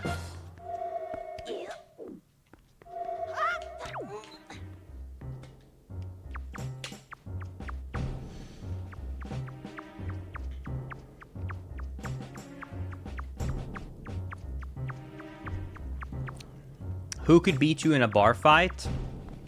Everyone above the age of probably 14.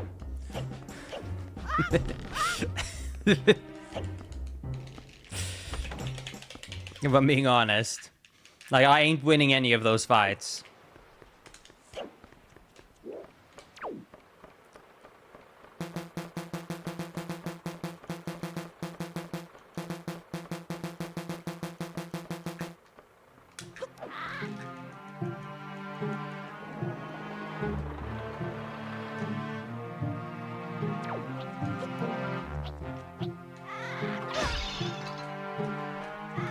I can literally tell you right now, because I know it very much, because it stands out.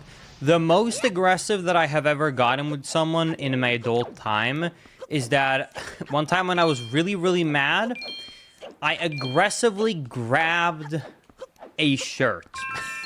That is the furthest I have ever gone in my most rage-filled state. So if you wonder how I would do in a bar fight, yeah, that's the biggest rage I've ever gone, was that I aggressively grabbed someone's shirt.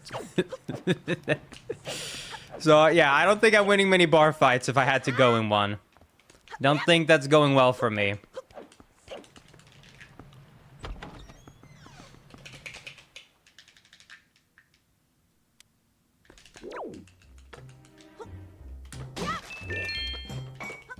Was the shirt being worn?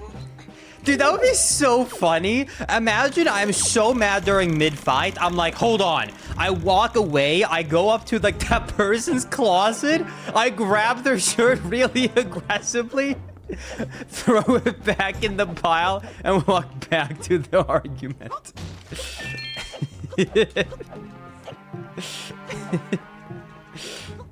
Yes, the shirt was being worn.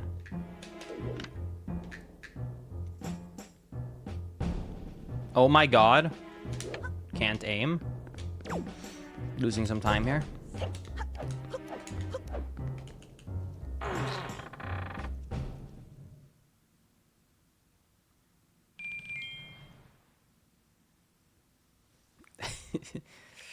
Unfolds laundry, exactly.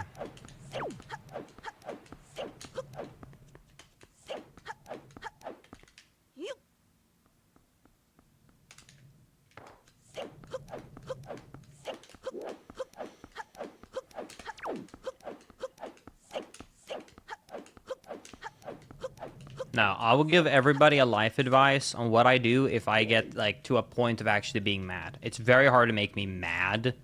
But here's my life advice for you. I recommend everyone do the same thing I do if I'm actually getting mad. You might think it's the worst thing to do, but trust me, in the long perspective, if you're actually getting mad, it's the best thing to do. If you actually make me mad in an argument, like if me and Maisie gets actually mad, I will either tell her to leave the room or I will put on my shoes, go for a walk to calm down, and then I will continue the conversation when I get back. You might be like, that's terrible, Linkus, walking out mid-argument. Trust me, no, because when you get mad, you're just going to make things 10 times worse, and you're going to be fighting about things that do not matter, and it's just going to get worse. So if I actually notice, like, wow, I'm getting mad, which, like I said, doesn't happen much, but if I do, I'm like, I'm just pausing this convo, I'm going away, I'm calming down, and then I come back. Yeah, I'm not going to be happy when I come back, but I'm not going to be mad. And at the very least, then it means that what I'm talking about is genuine things that needs to be talked about. Otherwise, I'm just going to be doing personal attacks, and I'm just going to be complaining about things that really don't matter. So that's like what I will always do if I notice, like, wow, I'm getting mad.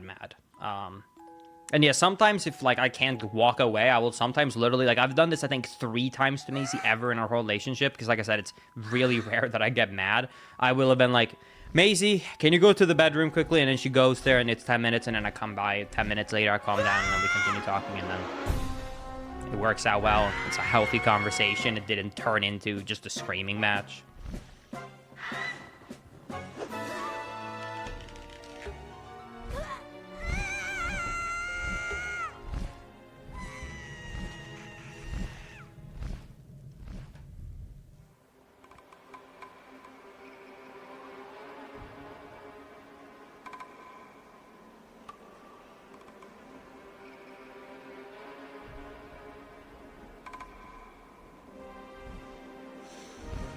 I saw your submissions for GDQ. I'm very happy about it. Good luck for the grind. Hope it doesn't drive you mad, Kappa. Dude, that is both the weirdest compliment at the same time as confusing. Because it sounds like a compliment, but when you say, I'm so happy about it, good luck, hope it doesn't drive you mad, Kappa, the Kappa makes me feel really conflicted. Like, are you not actually wishing me good luck and you hope I don't get in? Or are you capping that you hope that I get in, but the grind drives me mad? Like, what? What part of it is Kappa?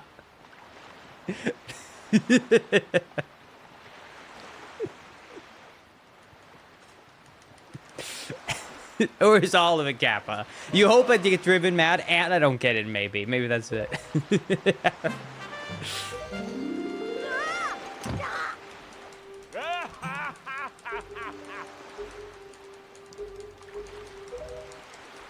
Oh.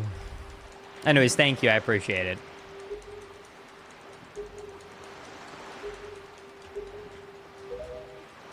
Nice to see you live, catching you for the first time. That's awesome. Welcome to the stream.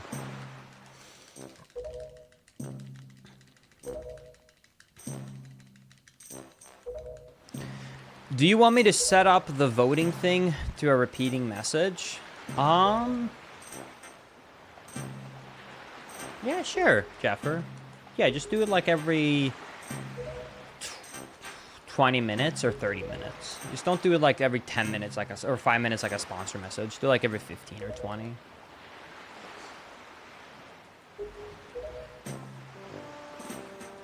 Oh, no need to apologize. I'm not, I didn't take it personally. Once again, really already get me mad. I just thought it was funny. I followed you on YouTube for about 5 years now. I wasn't lucky to find you live before today. Yo, well, I'm glad you've been enjoying YouTube content. Hope you enjoy the runs. If you are confused, a new YouTube video is actually dropping in about 2 days from now. That's going to be a speedrun explained on the new glitches that were found. So, hope you will enjoy that. But until then, let's see what we can do live.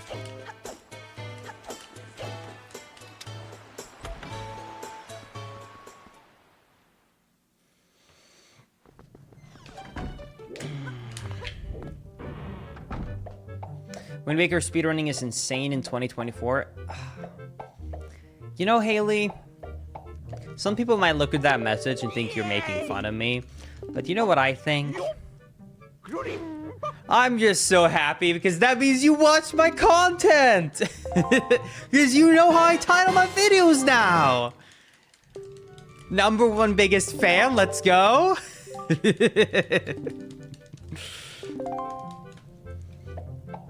It might be something though, like massive glitch and massive discovery in Wind Waker, or massive discovery breaks Wind Waker speedrunning or something like that. I'll probably make it something else, but in general, that is normally how I would title. You're absolutely right. If it was a normal speedrun explain and it wasn't new glitches being found, I'd probably do that. You title every video the same usually, Linkus? Yeah. It's something I've learned to live with, because I'm going to be honest with you. You know what I would love to title my video? Wind Waker any percent speedrun in 56 minutes, or whatever time I get. That's what I would like to title it. Do you know what YouTube thinks when it sees that title?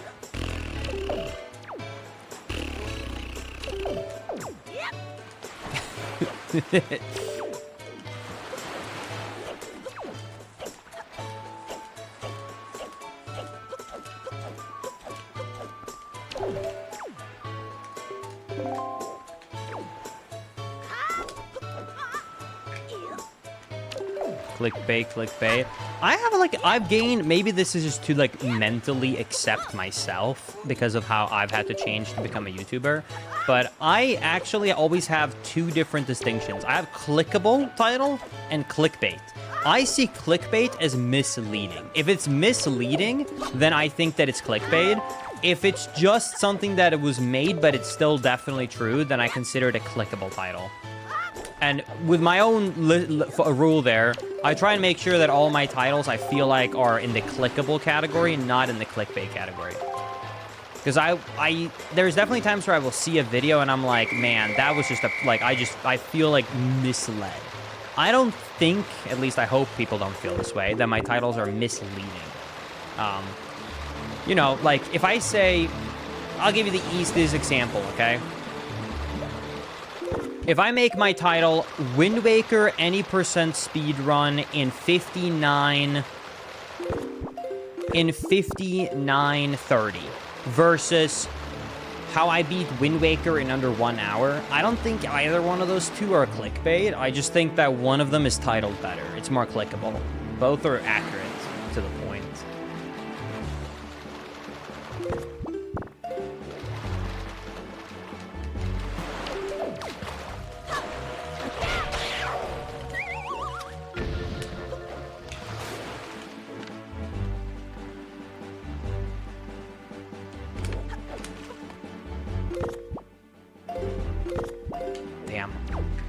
Worth a shot.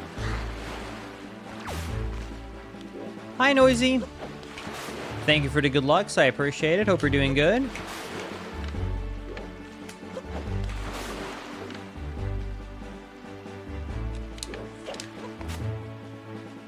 Dude, what's happening? I'm having the right position. This is stupid.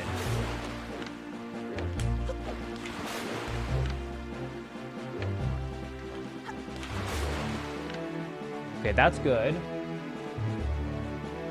Then in the middle.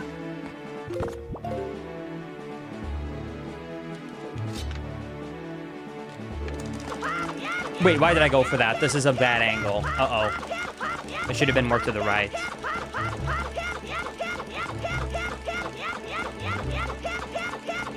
Hope I still hit the void out zone.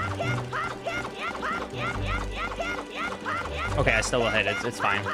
We're good. Kind of got like stuck on the side. I don't know why I got stuck on the side and didn't move more to the left. That was like way too bad of an angle, but somehow it still worked. I really like should boot up like an emulator with save states and like test that, because like there's definitely something about like where you are in certain sections kind of like makes you go up instead of like up left. That's strange. I haven't quite figured it out. Hi, hello, Kirby. Yo, congrats on the world record, by the way. GG. You're making my life harder, but but I'm very proud of it. It's a good time. You took away the advantage. I like to look at it this way, Aloha Kirby, okay? Me and you currently have an advantage on unbuffered manual super swim, right? So we can take one mistake and still have a chance at record. But you took that opportunity away, okay? You took it away. Now, there's no major mistakes that can be in the run. You can have some minor ones for sure, but like nothing major, you know? Like you can't have like a 1.5 minute and still get it because the unbuffered MSS time save has been like taken into account now.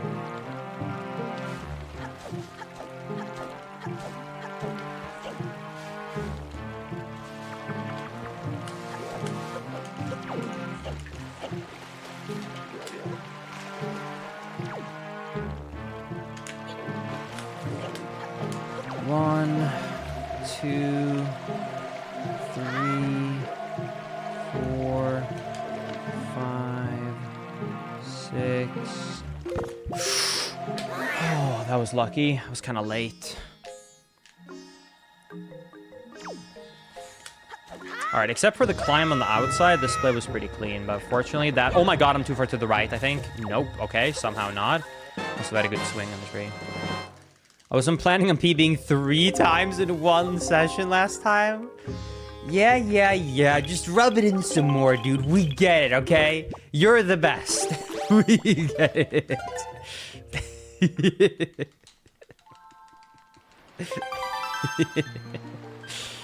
All right.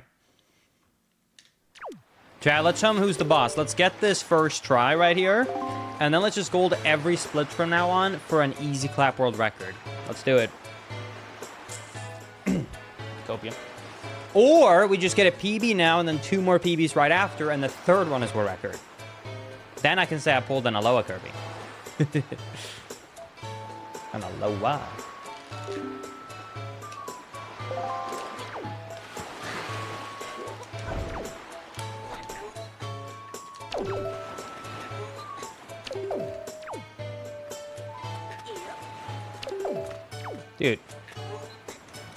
Dude, it's just frame perfect. Thank you. There's like 2 spots in this run. I think it's because I'm not used to it because there's not part of any other routes that I find to be really weird. The one in Ganon's Tower is easily the worst storage spot in my opinion. It's just like such a strange height on the fall. The second place is... What if I just like go absolutely YOLO?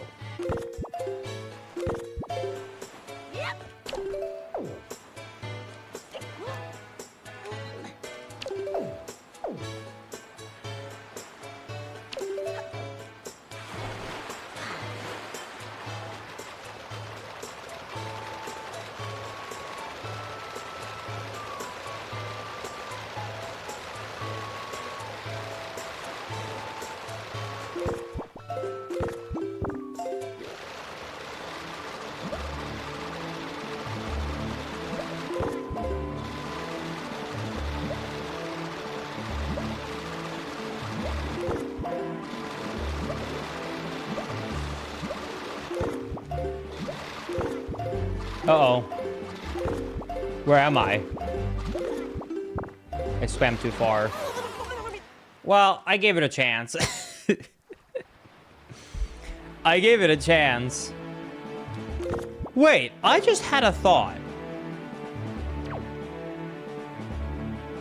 Could I just look at the Tingle Tuner? If that happens, I didn't even think about this. Wait, can I just use the Tingle Tuner to maneuver? Can you, like... Wait, would it be good enough and precise enough? Could I just, like, if I want, like, I wouldn't want to do this, but, like, could I just Tingle Tuner it back as, like, the worst save ever? I mean, because it would still, even if I'm slightly slower on the movement, compared to 1 minute of reloading, maybe it's worth it? Oh my god, this is so slow. I forgot how slow this is if you don't unbuffered. Give me a second to try this, chat. We just got, just gotta make it back.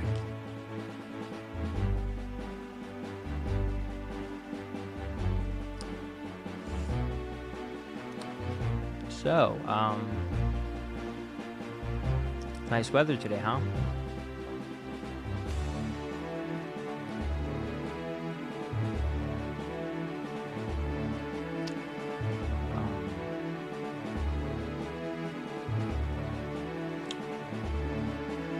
I saw bats 2 nights ago. That was kind of crazy. I'm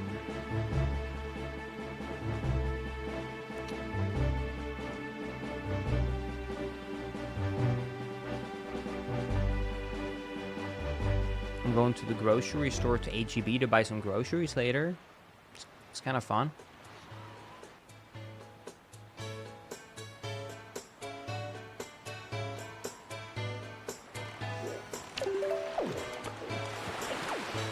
We're back.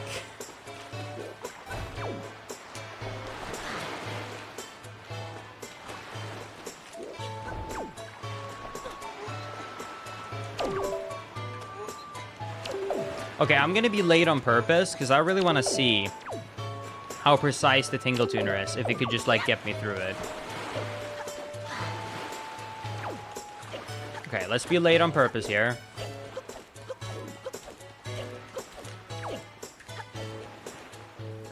Oh, the game might be louder than usual, actually. You're absolutely right. Thank you for the heads up. It is.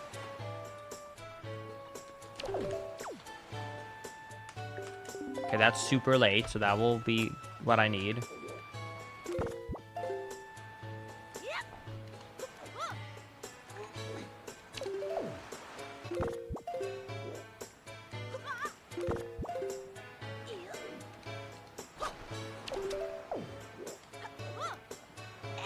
Link us sip. Damn it, frame late.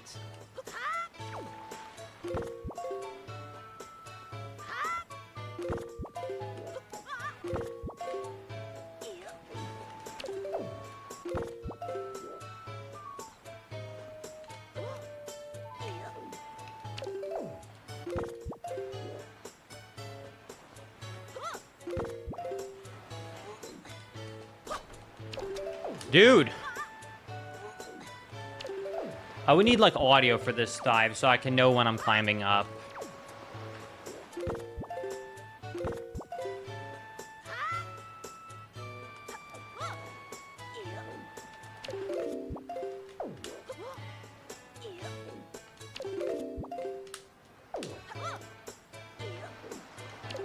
I wonder if I could pause buffer it.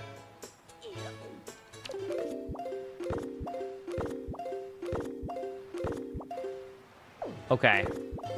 The fall is really short, shockingly.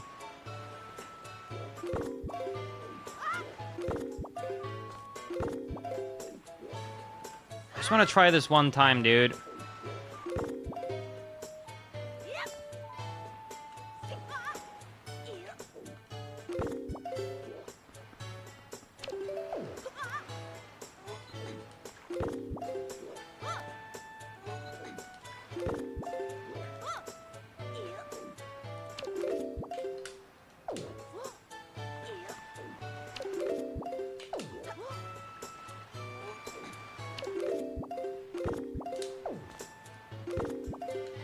Okay. It needs to be a frame later.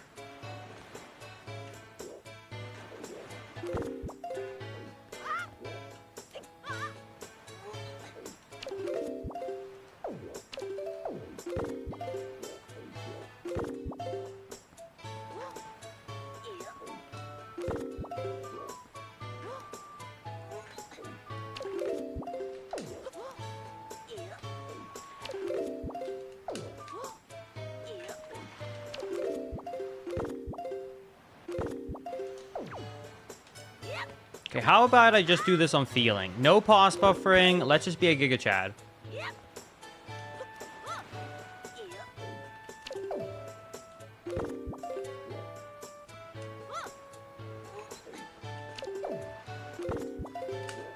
I can't do the Wind Waker dive. Hold on.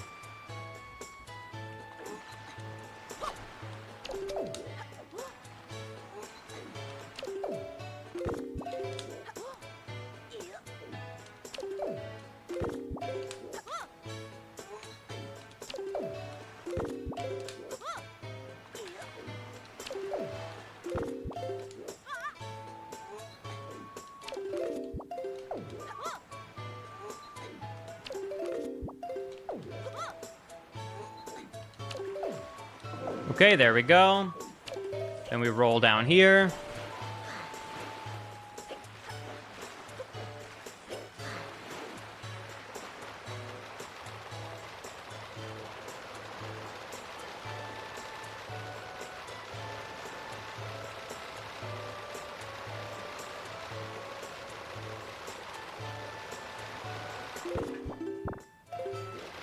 we use the Tingle map. That should be the angle.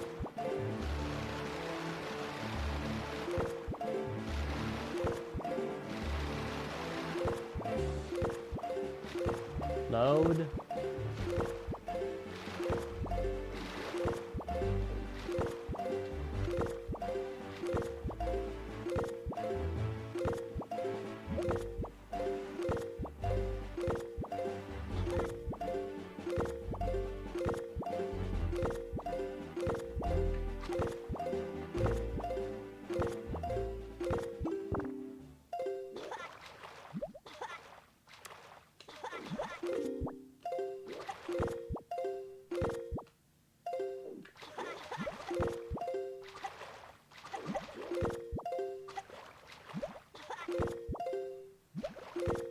I mean, you could do this, but I think with how much pause buffering you need to do, unless you want to add visuals, because the map is not that much more informational than the map in the bottom left, I think it would just be better to do a second try, to be honest with you.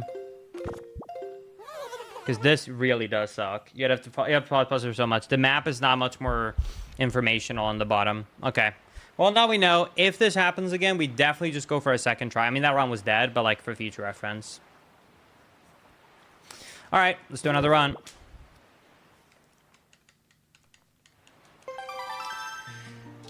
Okay. Next file name is balls. Are you serious, or is this like a meme?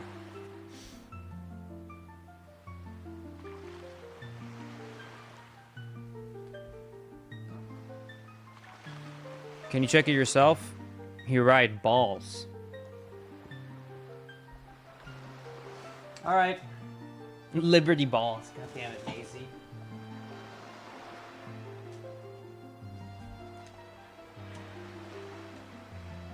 Oh yeah, after I get done with the next MSS, let me give you all a review on Black Ops 6, because that's what I played all weekend. Balls. All right, shoutouts to Perry for the file name request. Let's do it in 3, 2, 1, go.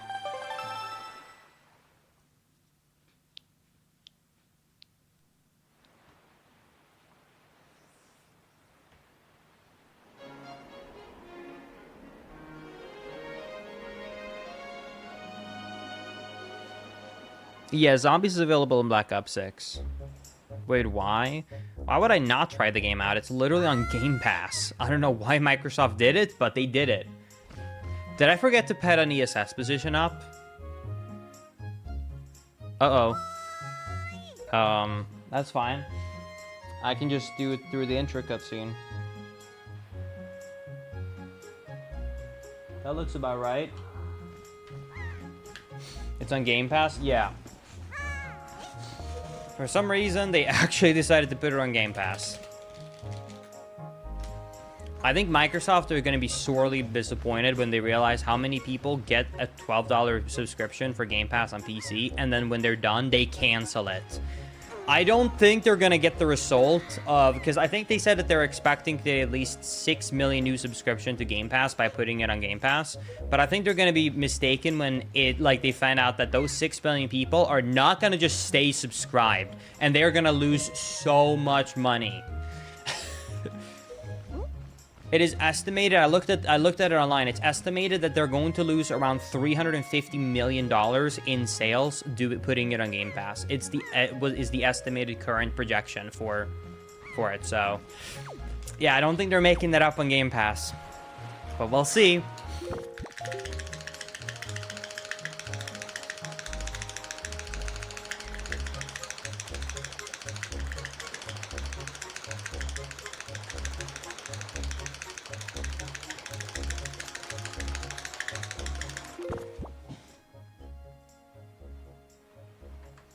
Had a terrible ESS. I'll redo balls, don't worry.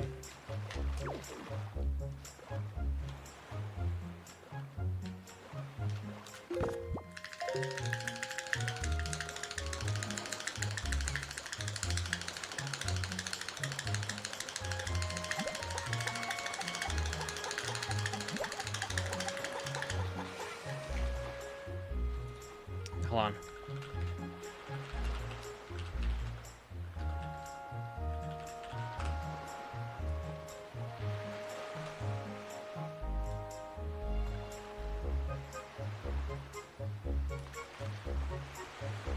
Yeah, here we go. Analysts looking at it are estimating that right now,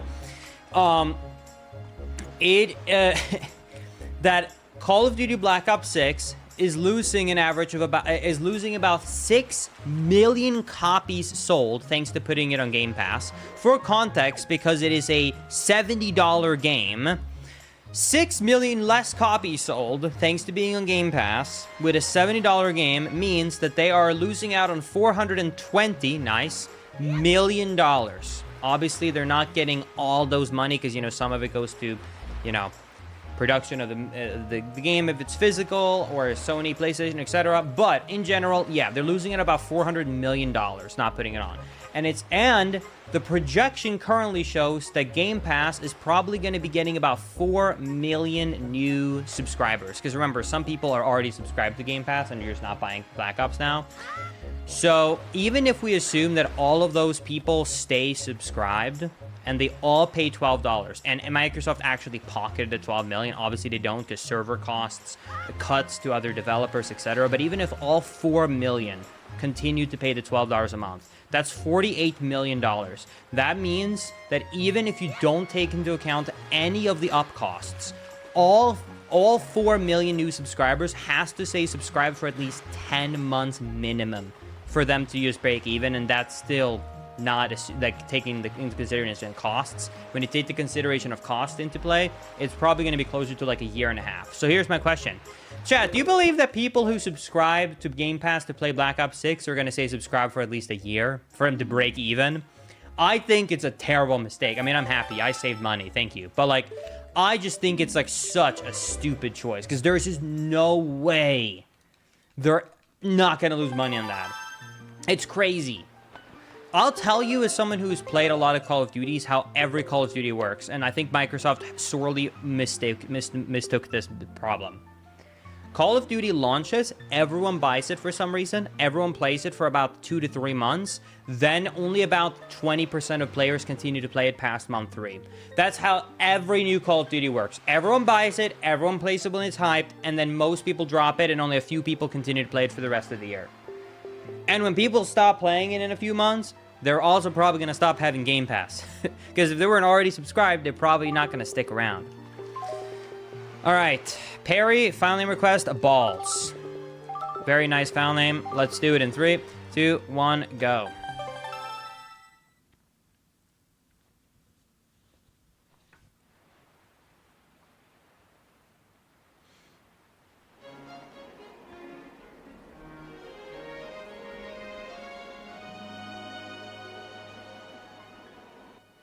Lock in, Linkus, you got it.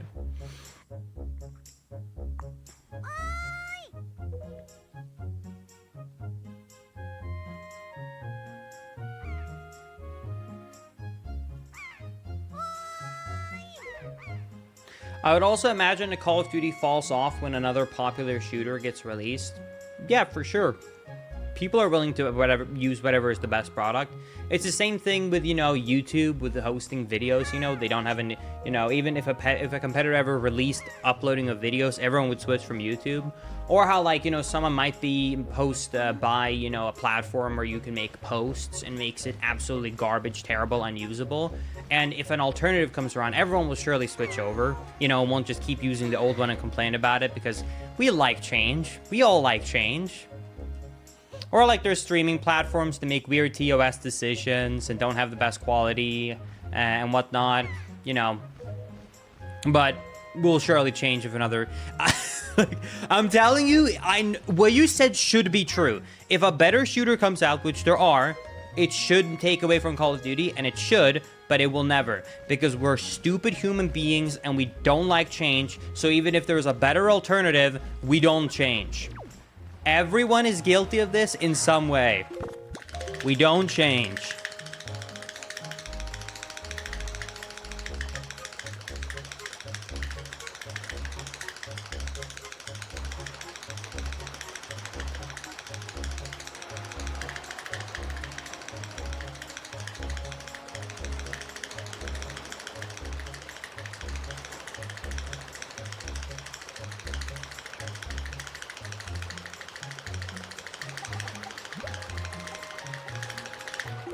Uh-oh.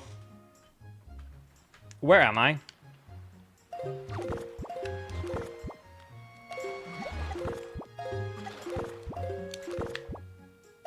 What just happened?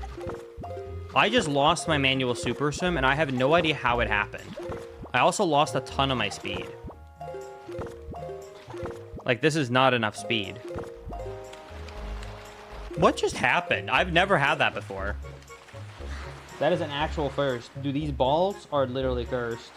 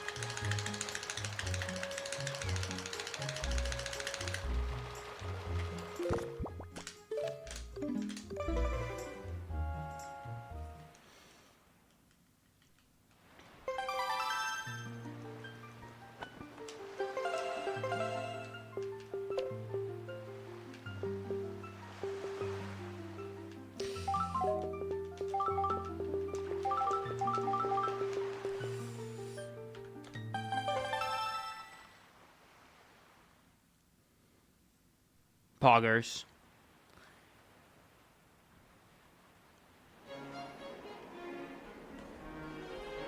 I don't know how I failed that manual super sim, to be honest with you. The first one makes sense. I didn't have the positioning set up. But that one, I don't know what happened there when I got to that beach.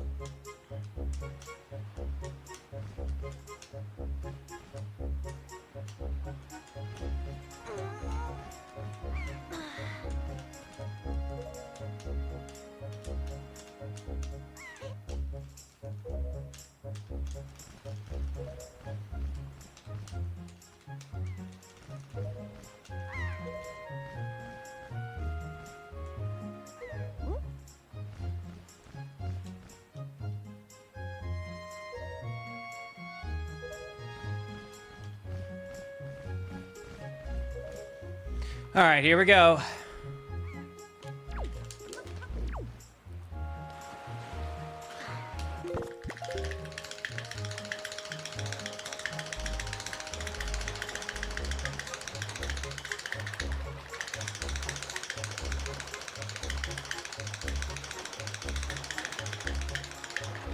Oh my god, another bad one? What the hell's happening?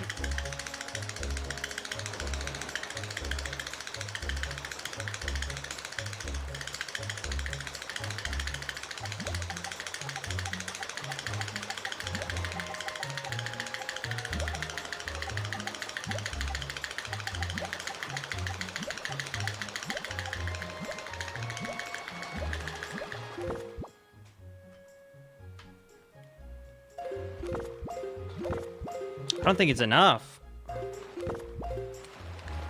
Oh my god, I can't believe actually...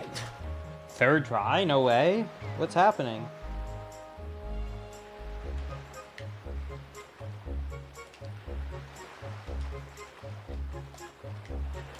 Weird. Hold on, I need like a 2-3 minute breather. I just say this before I do the next attempt. Anyways, here's my conclusion to, so I played a good amount of Call of Duty, so I have a little over, I prestiged, and I think I have like, a little over 24 hours in the game now, in total as well. Somewhere Prestige 1 and a little over 24 hours playtime. My thoughts are this: I have not played the campaign yet.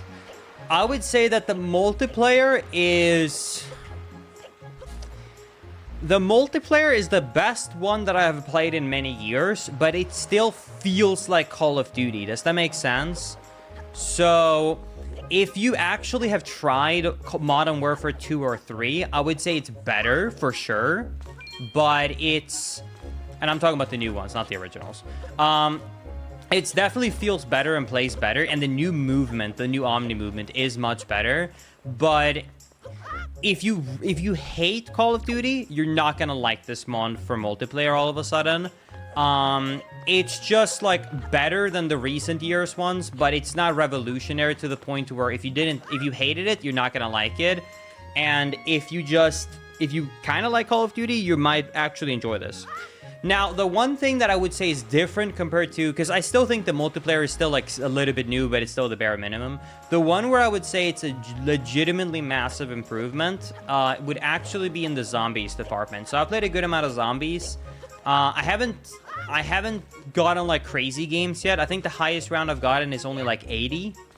Well, I don't think. I know it was 80. It was a bullshit down. It should have reached 100. But anyways, so I've gotten to around 80 on one map and about 40, 45 on another one. So I haven't been able to hit around hundreds yet, but I will say that I am a zombies player. I have literally like probably 25 days of playtime in Black Ops 3. World of War, Black Ops 1, 2, and 3 were my favorite games of all time in terms of like my 360, because I liked so much to play zombies. And I think every zombies game since Black Ops 3 has been bad. This is the first zombies game that's good since Black Ops 3.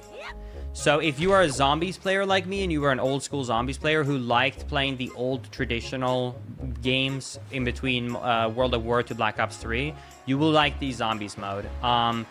And another thing I think that they actually did really well that I want to give them credit for is that they released 2 maps. So they have Liberty Falls and Terminus. And the thing that I really want to give credit to, even though I have some minor complaints about the visuals on one of them, is that one thing I actually have a problem with when it comes to Black Ops 3, even though it was my favorite zombies game of all time, was that you had to watch tutorials for everything. But they actually kind of went back to the roots. So they made Liberty Falls a basic standard map. That's right, no bullshit to get Pack-a-Punch. There's doors, there's no hard power, there's just perks, there's doors, and there's a Pack-a-Punch at the end of the map. It's simple, it's straightforward, no tutorials needed, it's awesome. And then they have Terminus, which is a massive map with tons of things you have to do to be able to open things up for people who are more hardcore. And I actually really like that, because it means that people who just kind of want to jump in and like you just have fun can do that, and the people who want more can also jump in and have fun. So anyway, so if you are an old zombies fan, I would actually say get Game Pass to try out zombies. I literally mean that. Like, try zombies out if you ever liked the old Call of Duty zombies. You might actually enjoy it a lot. If you ever liked zombies like more than multiplayer like I did, you would like this game, and I would recommend $12 for Game Pass to try it out.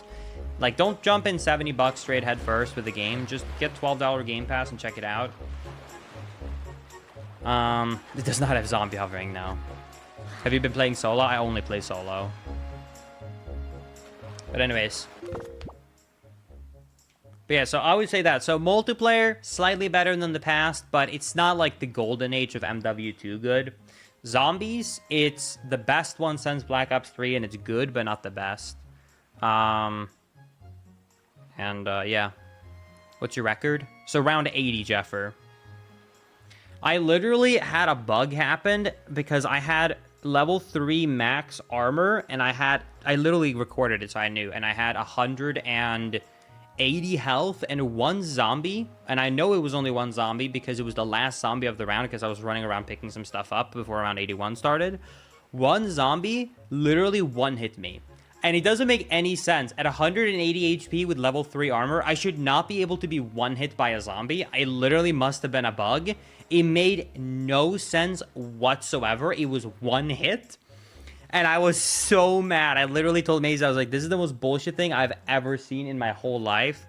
And she was like, what do you mean? And I'm like, I'm telling you, that should be like 50 HP with level 3 armor. It should be like 30. Like, the fact that that one hit me is like literally straight out day one launch bug. So I didn't hit around 100. So I went down an 80.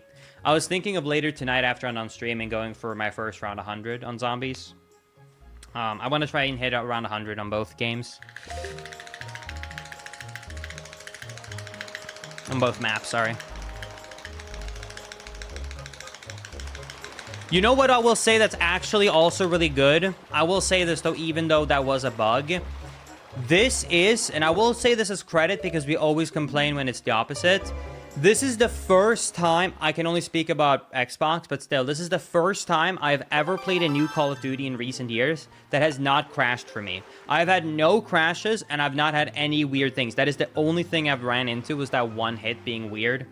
But at the same time also, that I don't actually hold that against Call of Duty because I was on round 80, and if anyone has ever gone for high rounds on zombie games, you will just know that zombies just becomes unstable once you're like 6+ hours into a massive game, because no normal player will ever do that. Every COD ever, well, it just has a problem. Like, that doesn't run into it if you're like normal player, because no one's getting to round 80+, like, as a normal player. Trust me, if you boot up the game right now, I'll be shocked if you make it past round 40. Because once you get to like round 20 to 30, and you start getting like 6 to 7 boss spawns, like, a round, it gets tough, man. Anyways. Let's get back to it. Jiggling. You know what, sure. I like how someone said 6+ hours, damn, like that's a long time, and I literally ran Wind Waker 100%, which is a 6+ hour run. Anyways, 3, 2, 1, go.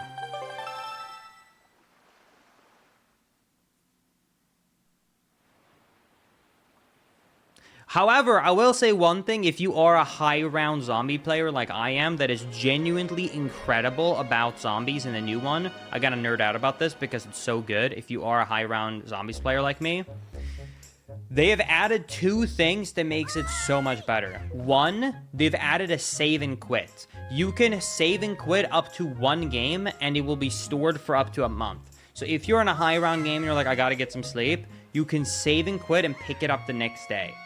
So you no longer have to keep your game going forever. Second of all, because it's always online, if your game crashes from high rounds, or if your game crashes, the game makes an autosave after every round you beat, meaning you can never lose more than 1 round. So if you're around 120 and your game crashes, when you boot up the game again, will literally have the game autosaved at round 119, and you can pick it up. So you didn't just lose hours of playtime. Like, I can't tell you how many times I went for around 100+ in, like, Black Ops 3 back in the day, where I would be on, like, round 90, and I'm using the Apothicon Servant, and it's sucking up all the zombies, and then BAM! When the explosion happens, it crashes my game. And, like, 10 hours are down the drain.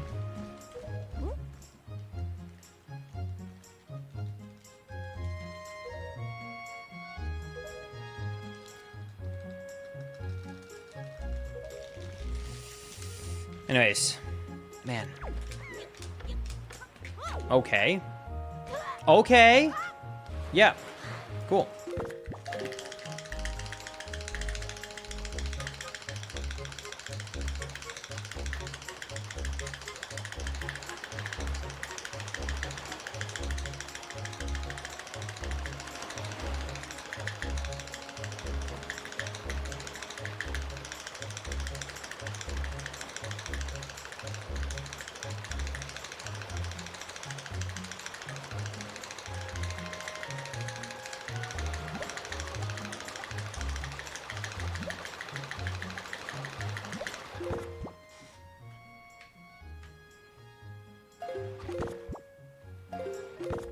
I just went neutral. If I get unlucky, I at least lost my run.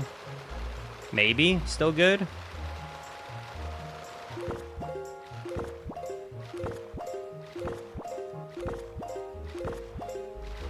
I think I'm good. Maybe not.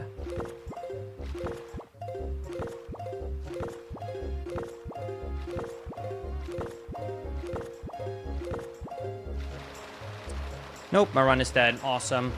That's my fault. That's so dumb, dude. Can't believe I went neutral at the end. Come on, dude. I don't want MSS. 4th try?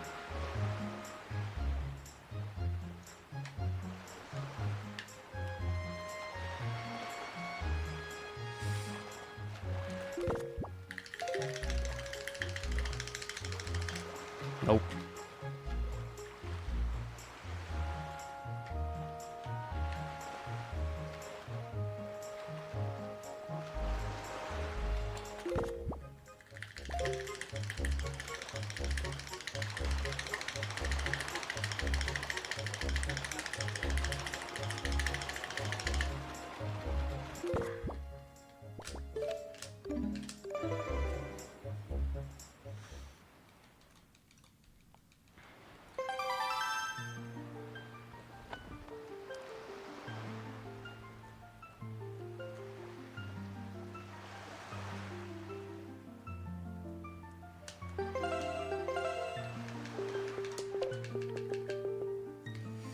Okay.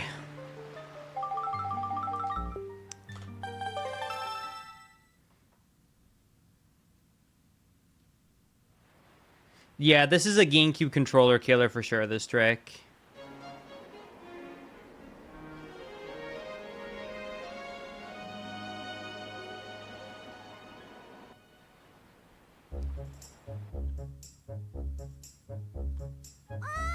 Chat, always remember you individually are amazing and never let anybody devalue you. That's so true. Chat, just remember that if you ever feel alone, a Frank or Zia day keeps the doctor away. Dogs are amazing. You should get a dog. Dogs makes your life better, happier. If you're having a bad day, you're sad, you're crying, trust me, if you're hugging a dog and you're looking at it and he's, you know, giving you love back and you're petting him, it's pretty hard to stay sad.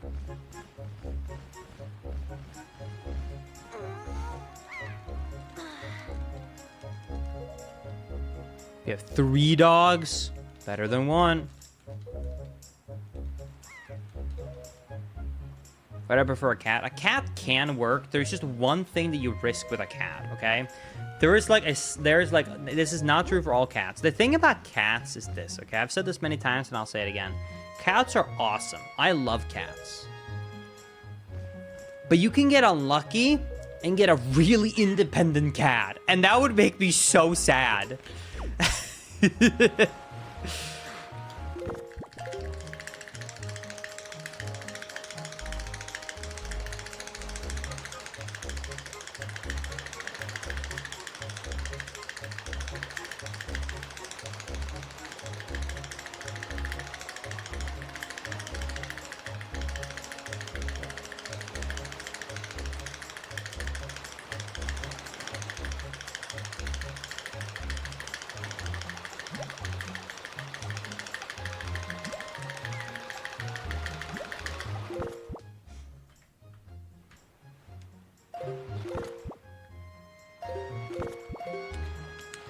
Thank you.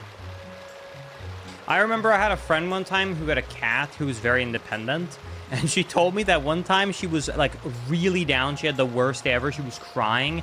She went up and like tried like to pick up her cat because she wanted comfort, and the cat got annoyed at her and like scratched her and went away. And I was like, dude, imagine being super sad and depressed, looking for comfort, picking up your cat to get some love, and the cat goes "Meow," and goes away.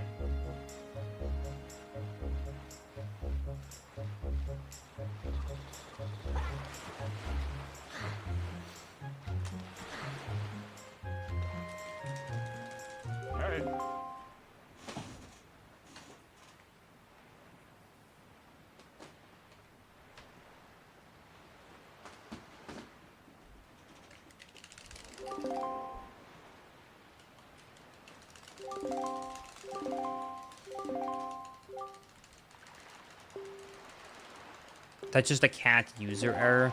I don't know. I've had friends that are really good with animals and have multiple cats, and what I've noticed is that you can definitely make a cat learn to accept you even if it's independent. However, if some cats will just never be cuddly. And I think people in chat who have cats can probably, like, relate or agree to what I'm trying to say. It's like, you can definitely train a cat to accept you more or, like, appreciate you more, and over time it will open up to you more. But if it has, like, that really strong fundamental personality of independence, it will never just become, like, a super cuddly cat. Like, it just won't.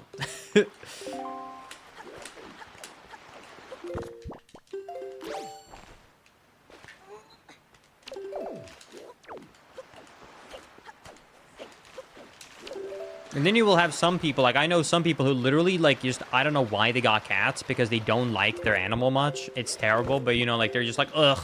They got a cat because they wanted an animal, but they didn't want to take care of it. And then they got a super needy, super affectionate cat who wants to go up to them, like, all the time and pet them and cuddle them. And the owner is like, no. No. Leave me alone. I'm trying to be on my PC. No.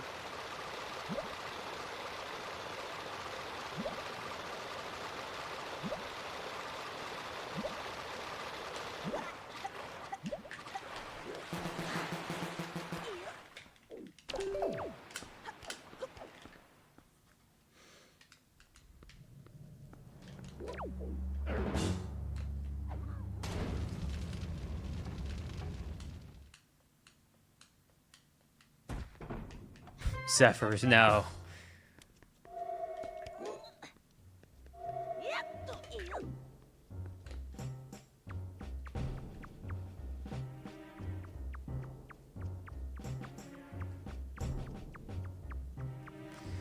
Me and Maisie are not getting a cat.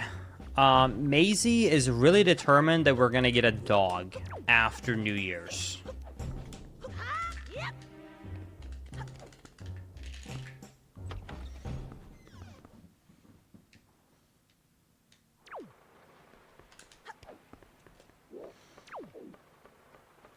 The reason why we're probably not going to take Noki back, even though we have a house, is not because I don't love cats as much as Maisie. It's actually for the fact that, and me and Maisie have talked about this, but long story short, so in case people don't know, Noki is Maisie's cat. And Maisie got Noki, and she had Noki for a while, and then eventually she moved to Sweden to be with me, and then we both moved to California, then we moved to Texas, and we basically said that we didn't want to take Noki, obviously, to Sweden, and we didn't want to take Noki, you know, to anywhere we knew we were going to move.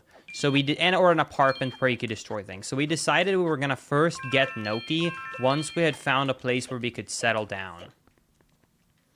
And once we finally got a place now where we've settled down, the thing is, like, and Maisie know it's true, but is sad about it, and I know it's true, and I'm not as sad about it because I'm not connected to the cat, you know, I never owned it, is that Noki has been with Maisie's parents and lived with Maisie's parent for double the amount of time that Noki lived with Maisie. So I actually think for Noki's sake that it would be worse to take him back now. I understand emotionally we would just want to take him back, but I think for the cat's sake, it's kinder to leave him with Maisie's parents. Because he's been with them for so much longer now.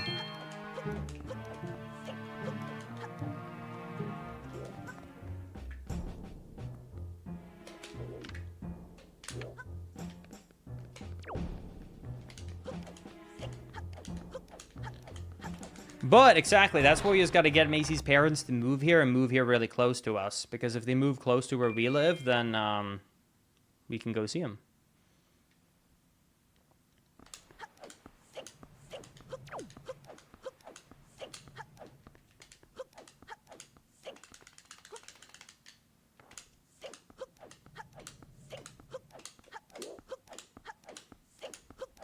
Why do you run in such a wide arc in the room where you throw the barrel? Oh, you mean like, okay, before I jump on the pillar? Got it. So I do that because there's a bunch of bats that are in the middle of the room, and if they notice you, then they will go after you, and then you can't target the camera anymore for the side hop to get on top of the pillar. Because the game will want to try and prioritize targeting the bats instead of the target angle for the side hop.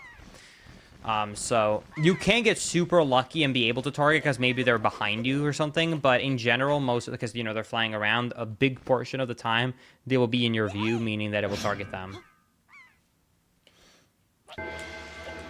So it's basically to make that target side hop work well, so you don't have. You can cut it a little bit closer, but you are risking waking them up. But you can cut it a little bit closer for sure. But you can't cut it too close no matter what. The optimal path. Nice. Good run. Imagine stick covering to the slow part in FF1. You know, I remember that being part of a really old route. It was partially used. If I remember correctly, the thing about stick cover that's rough is actually just the fact that the time you have to do the jump slash with the stick in the air to get the hover to work for your liftoff, as I can't remember if it's framed perfectly or a 2-frame window, because you can't do target and A with the stick. Wait, this is GameCube. You can do side hop. I forgot you can side hop with sticks in this game. Never mind. I take back what I was gonna say. What I'm thinking about is HD only. It might not be as bad. In HD, it's super precise because you have to land right next to a thing where one B input will make you fall. So you need to, you know, like land as close to the edge of the boat as you can. So one B input makes you fall again, so you can mash again. But yeah, anyways, I'm not sure if it's better on this version or not.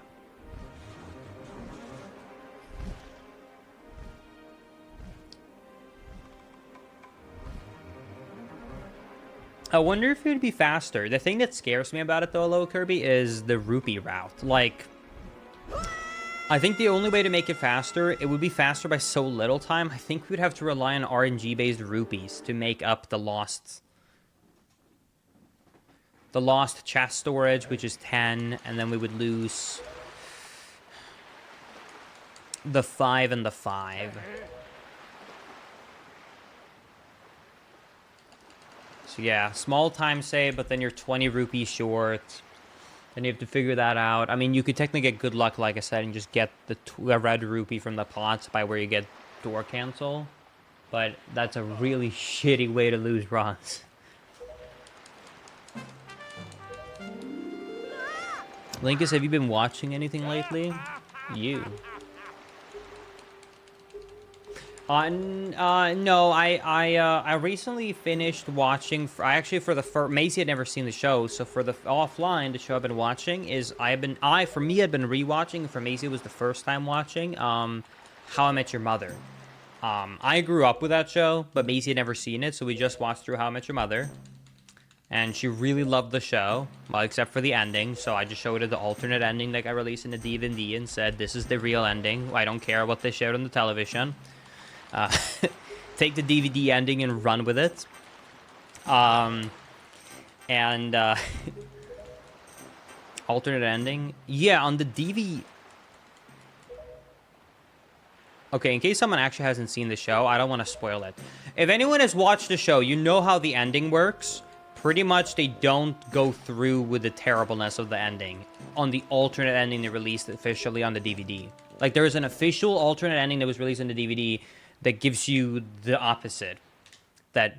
So yeah, that's what I considered the true one. Because screw the TV/streaming service ending. It's so bad. Anyways.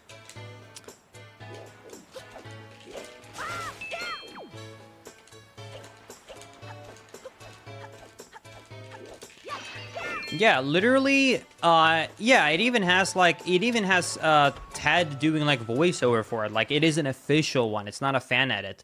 The quality isn't great because it was released on the DVD, but if you go on YouTube and you literally search for How I Met Your Mother... Hold on, let me check. How I Met Your Mother alternate ending.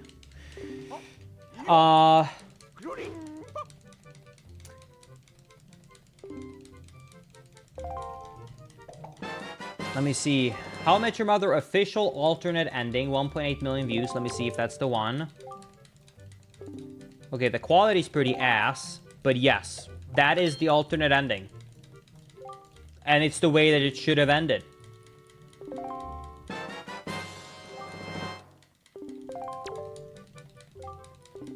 So yeah, I would recommend you if you haven't seen it to watch it. It's way better. But anyways, and now we're currently rewatching Friends. Because I've just been kind of recently in a trend of wanting to watch sitcoms. I also recently rewatched Big Bang Theory with the Maisie. I did not make it to the end though, because as we were getting later, I still couldn't make it to the end. We need to watch Reba. I don't know what that is. I'm not a huge fan of Parks and Recreation. The show's kind of meant to me. It's not my thing.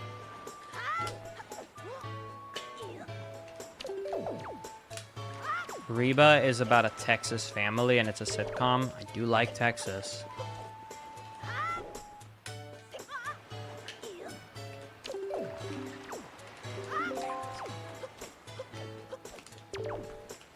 Yo, thank you, Jeffrey. I appreciate it.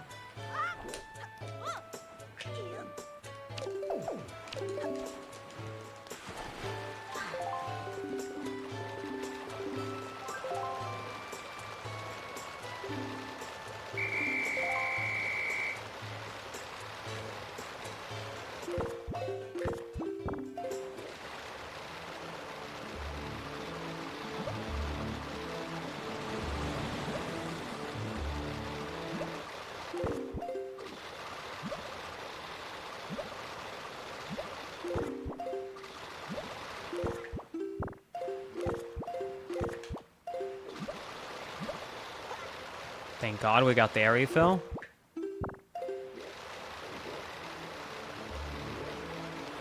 What? Dude, what a shitty time loss. Are you kidding me? I went upwards instead of down? That's bullshit.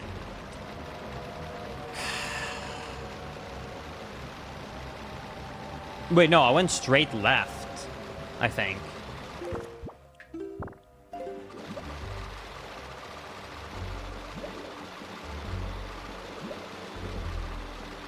Ugh. Oh, whatever. Let's keep going. That's an unfortunate time loss, though. I think if I get everything well, I can still continue, but it is an unfortunate time loss. It's one of those time losses where theoretically I can live with it, but, like, you know, it's a time loss that shouldn't happen, so it feels more annoying and worse than it is.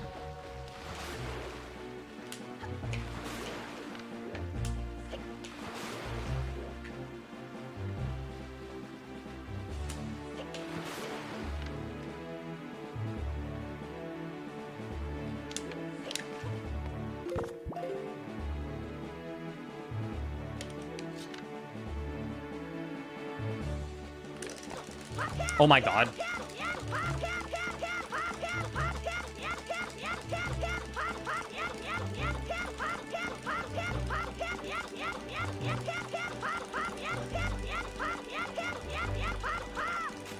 I knew it. I dropped, so I was like, I think it's gonna fail. I wasn't on the right slope. I pressed A and then not B fast enough.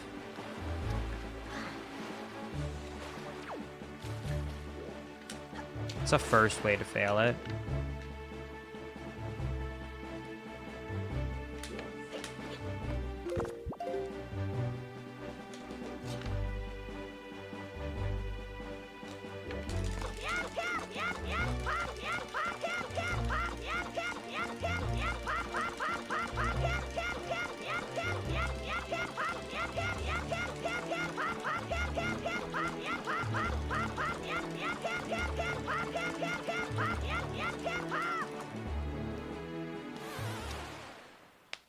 That felt weird to not hold target for. I always hold target for it, but I was like, I guess you don't technically have to hold target for the rest. That felt wrong.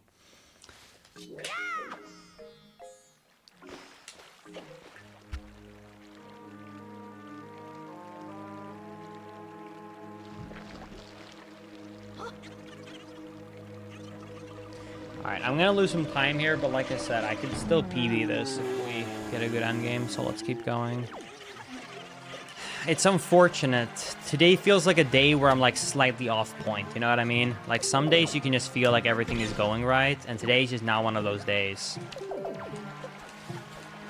I'm making small sloppy mistakes that I shouldn't be. Mondays, dude. Papa Zin and lock in. You know it.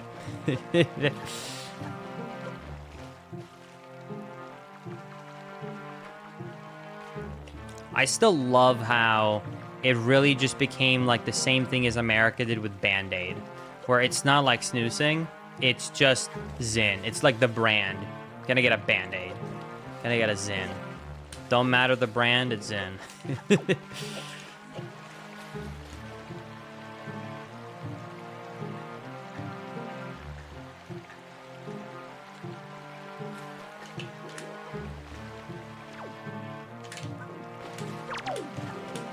One, 2, 3, 4, 5, 6.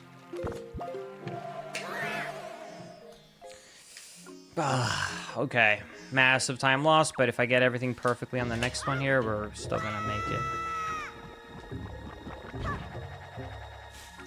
Same thing with jet skis. It's actually just a brand. Wait, what? Hold on. Wait. Hold on. Jet ski is a brand? That's not the product name?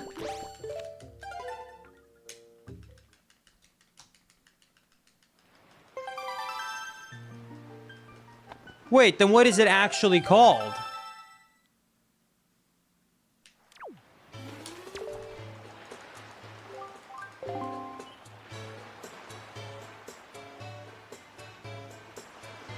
I know about the jacuzzi, but what? There's no way it's called personal watercraft. No way. No way it's personal watercraft. There is no way. Oh my god. Dude, Big A, this would legitimately be such a funny one-off video that you could make. Just like products that you didn't know were named after brands. There has to be so many more of these that I don't know about. But people would be mind blown by finding out that it's not actually the name. And we've all been lied to. Oh, what a good video.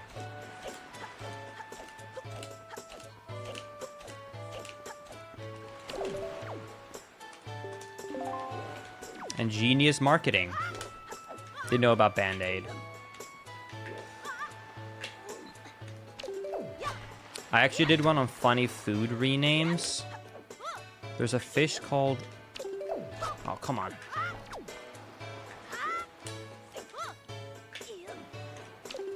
Thank you. There was a fish called... Oh, I need to swim down. There's a fish called pathogenic toothfish that sounded gross, so they renamed it to Chilean sea bass. What? That's crazy. Although I will be honest, that fish name does sound gross. I don't blame them for renaming that. And now it's popular, of course it is. Oh, I love Americans.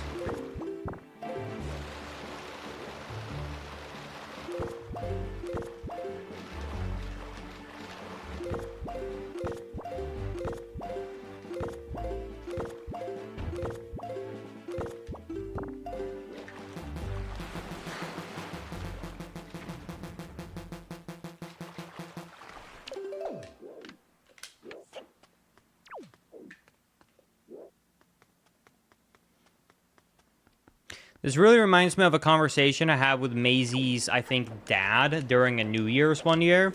Because Maisie's dad asked me, he was like, what made you grow with your content? And he was like, what did you change? Like, what did you get better at? And I told him, I was like, if I'm being honest with you, even though it is true that I got better making content over the years, the thing I really got better at that made me grow was advertisement.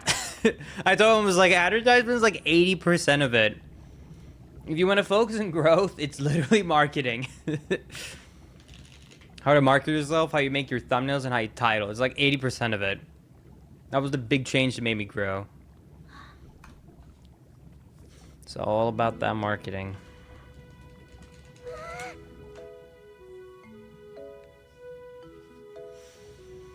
Alright, can still PB, but I gotta have a good end game.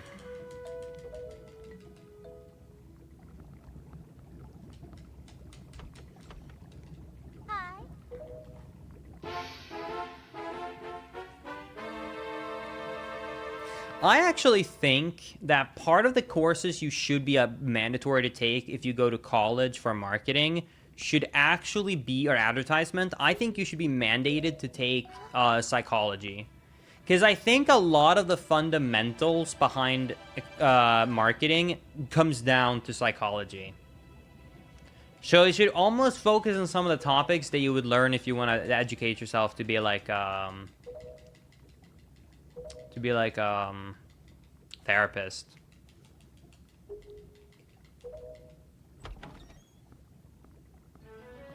Isn't it?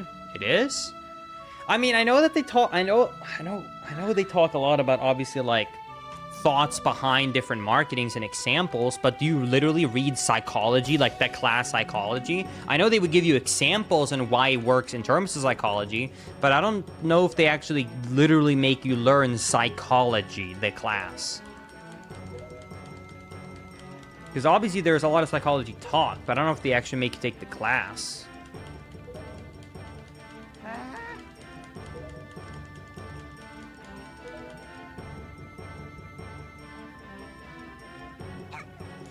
Psych 101 was a required prereq for my business degree, and I didn't even major in marketing. That's awesome. I will stand by one thing, as someone who did take the 1 year of psychology. I think everyone, even in normal high school, like last year of high school, I think everyone should have to take 1 year of psychology. I think it would genuinely help the human species and like the state of people. I mean it. Like, I cannot stress to you that the most useful class I ever took was psychology. After graduating school, it was hands down the best class. It has helped me understand more people so much more that before I was like, how can you think like that? It has helped me myself like think through things and become more rational. And it has helped me help others too when people are having problems.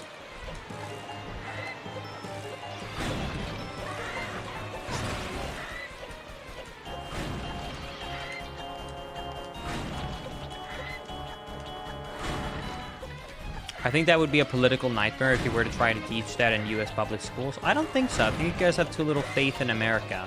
I think that what parents really want is what's best for their children. And I think that would be a net positive. I don't think it would be a negative. So I don't think people would have a problem with it.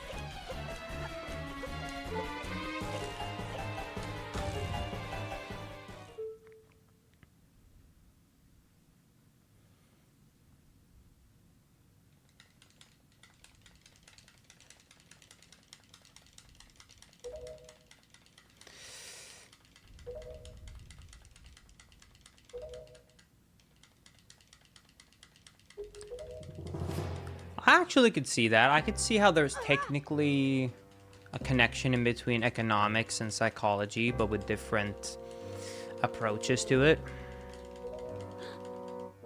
I think that to apply to any job, you should have a mandated 1 year of experience in retail or restaurant work. I think there would be less meanies if everyone knew what it was like.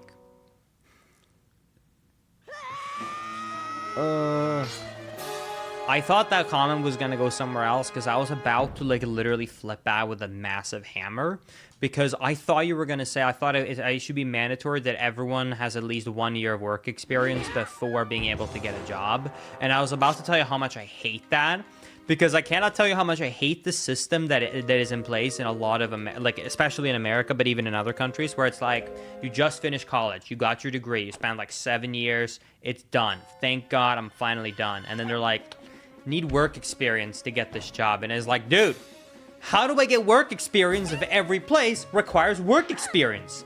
Like, then the only option is to get truly and utterly scammed, do like an internship unpaid for 1 year.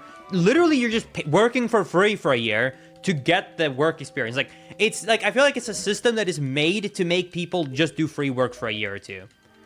It's like literally just made for you to work for free. Like, yay, more debt or living with your parents and just being unpaid for 2 years. Great. Can't wait.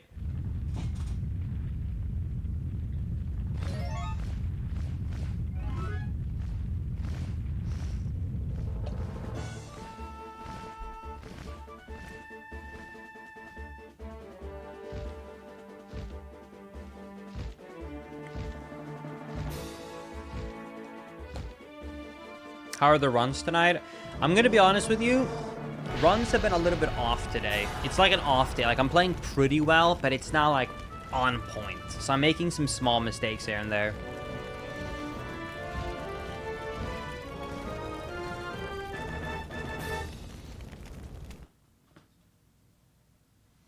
I think, here's my opinion, okay? I don't know if this is a hot take, but I will stand by this.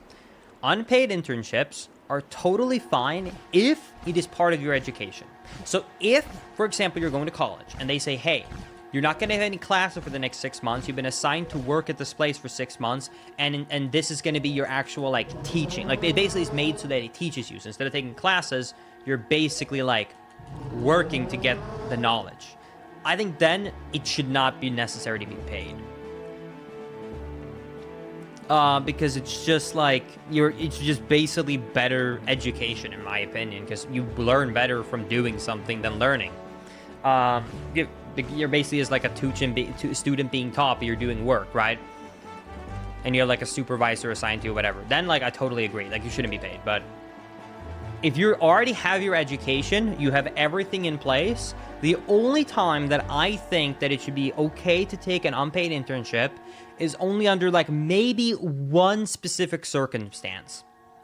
Let's say that there is a dream job that pays really well, but they don't have the opening for another like 2 or 3 months, but they need the work for some very specific reason. I would be okay with the idea of signing up for unpaid for 2 to 3 months, but you lock in that guaranteed position of that thing when it opens up in 2 and 3 months, and then you're guaranteed to have the great paying job. I could see maybe doing that, but outside of that, like, insanely specific guaranteed, I'm not okay with it. And the thing is, everyone knows this. What I just gave an example of is like a 1 in a million unpaid internship. The other 999,000 internships do not do it for that reason. They do it to give you, like, the thing. I know that, like, a lot of them eventually lead to jobs, but, like, a lot of them didn't make it worth your while, in my opinion. Like, it's got to be worth your while, and it's got to be, like, guaranteed locked in. Not work for an internship and you'll have a higher chance of getting hired. That's bullshit. You should be a guarantee. Hello, is this the Krusty Krab? And like I said, it should be part of your education as part of your college degree, not part of, like, after you're done with your degree. But I don't know. What do I know? I play video games for a living, right? I'm just a Swede playing video games.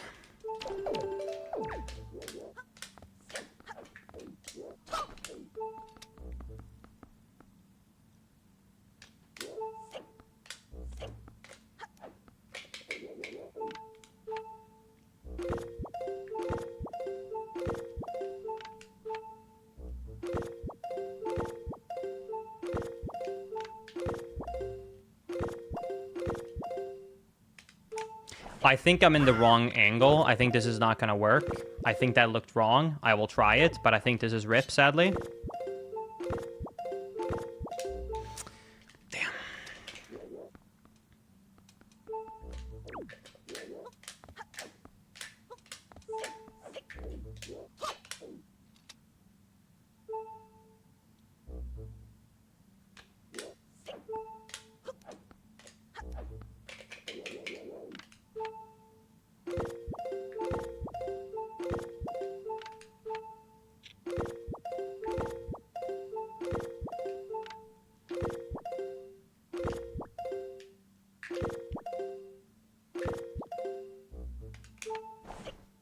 That looks right.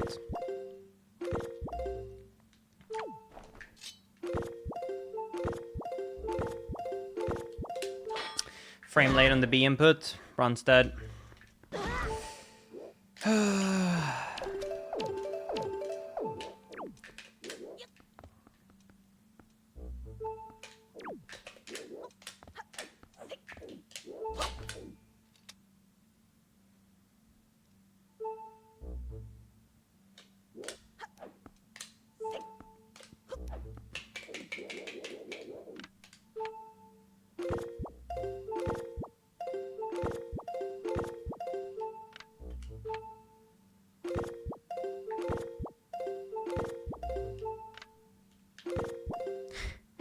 Do you think this is God punishing me for playing Call of Duty, chat? You really think that's why? You really think I'm being punished for playing Call of Duty and that's why I'm off today?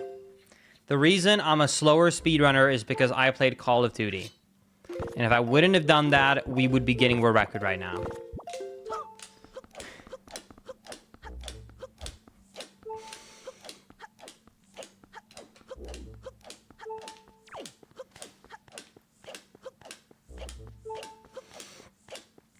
True, maybe it's God telling me to go back to Call of Duty.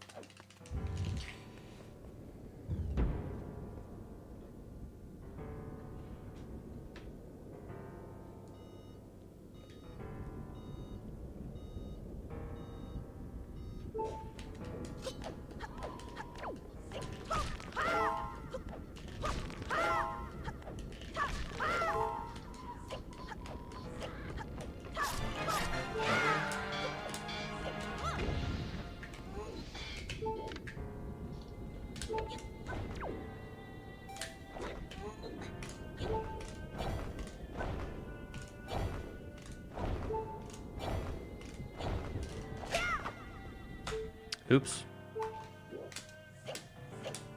That was super clean.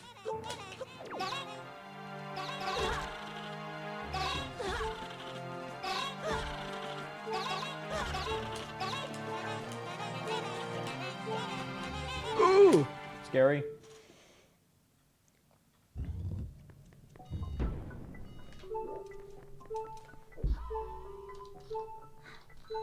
I forgot to take out my sword. I was so busy trying to get golds because I couldn't PB. I was like, I'm going to try and get as many golds as I can. I forgot to take out the sword. It's so stupid. Oops. I was like, I'm just going to go as YOLO as I can at the end game here just to see if I can get golds. Well, let's see if I can get an optimal pup again in gold. Without the zombie hover, like up until the trick. Can still look if I can do that.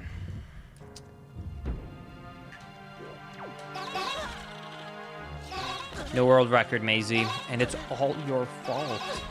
You didn't,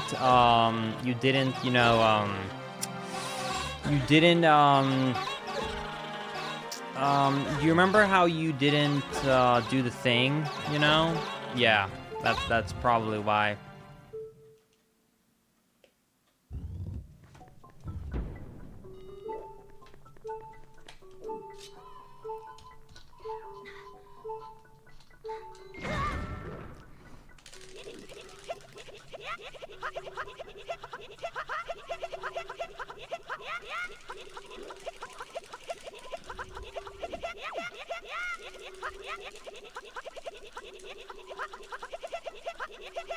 I really would love to figure out what causes Tingle to sometimes give you the fast heal and often just the slow heal, because that was the fast heal.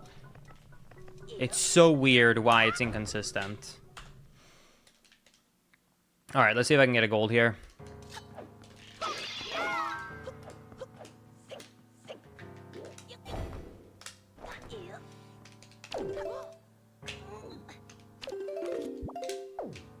Okay.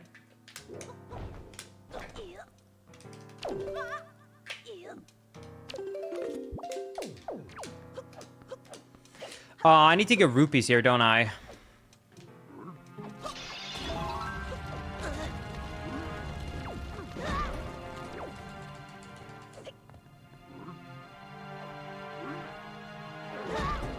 Okay, let's kill this guy.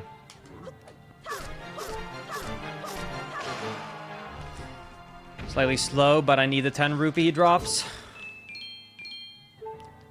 Did the 10 rupee just go out of bounds? Okay, I still got it. Dude. What the hell was that? I mean, at least it still worked by slashing the wall, but dude.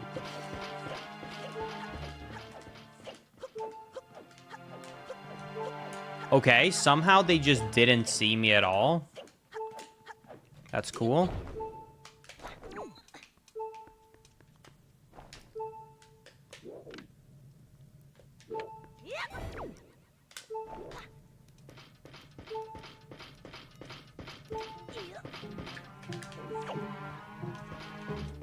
Let's just walk faster since I'm trying to go for a gold.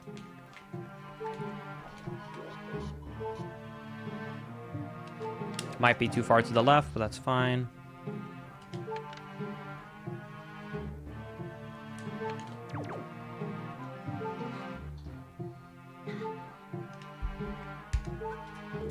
Frame late. It's fine. I was just trying to YOLO it as much as I could there. What time is it? 9 p.m. Yeah, we can do another. We can do one more. What are we trying to do there? Right there, we try to jump into the loading zone for Puppet Cannon, and then I try to side hop into the loading zone and to get exploded by a Tingle Bomb on the same frame that I land on the ground, and that will cause me to fall down and void out and skip the cutscene.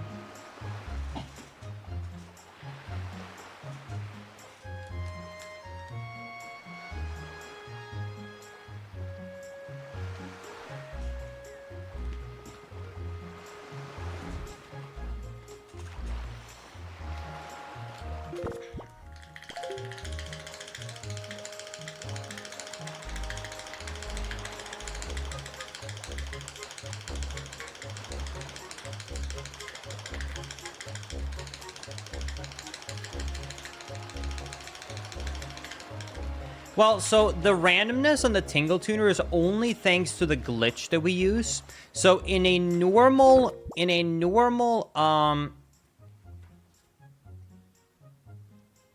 you can get fast ting when you do the first unplug during the overworld, like during FF2 swim. Wait, so you're saying that I should connect the Tingle Tuner and then during the FF1 swim, unplug and replug, and then just literally keep playing, and then I just have to do the one when I get into the light area room. I don't have to do two in Hyrule, and then I get the fast one for both? Is it guaranteed, or is it just more likely to be fast?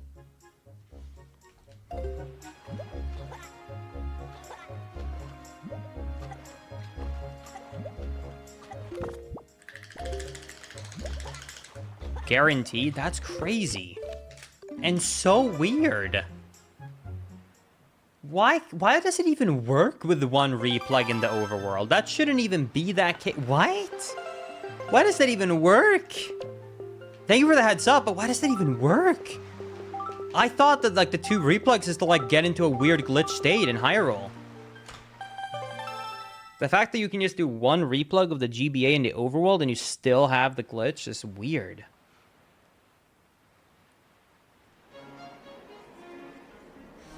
Anyways, yeah, I guess, but either way, what I mean about the fast or slow one, I guess now we figured out a workaround, but the fast and slow one is, so in the normal game, if you're in the normal place in the game, right, and you use a red ting, or any of the healing potions, this is exactly what happens in the GBA. Tingle does a little dance, and he goes, ho, yo, kalimpa, papa.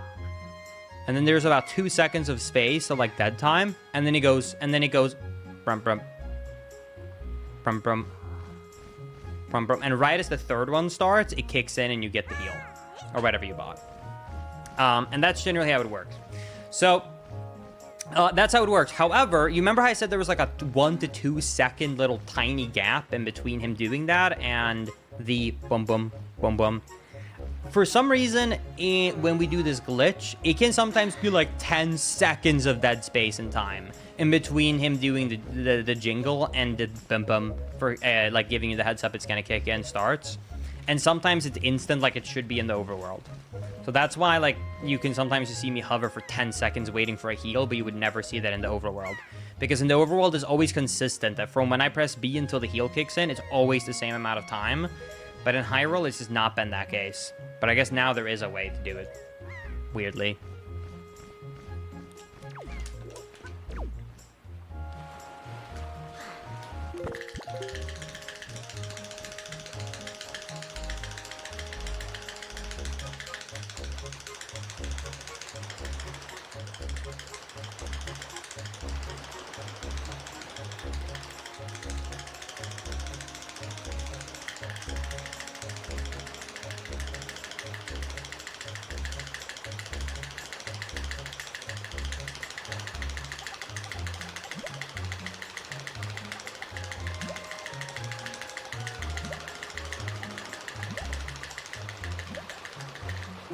Oh!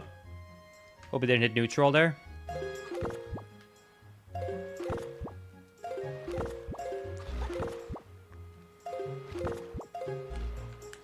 Okay, scary.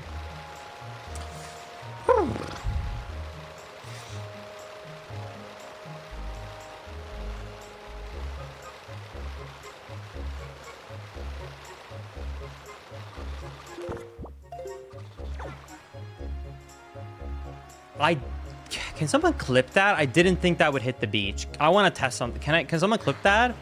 I really didn't think that was gonna hit the beach. Can I see that? I want to see in slow-mo. I'm kind of surprised.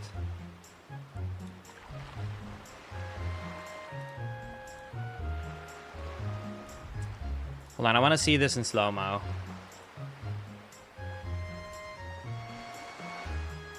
Oh, he started turning. Okay. Okay, so look at this, chat, okay? I landed right... I'm trying to line it up perfectly with the wall. Just to give you an idea of, like, how, like... Okay, I went right here. This is where I landed, right?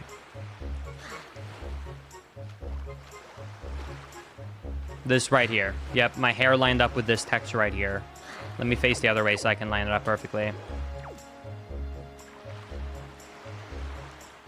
Yeah, so I went right there in between. Look. Look at this. This is not... Hold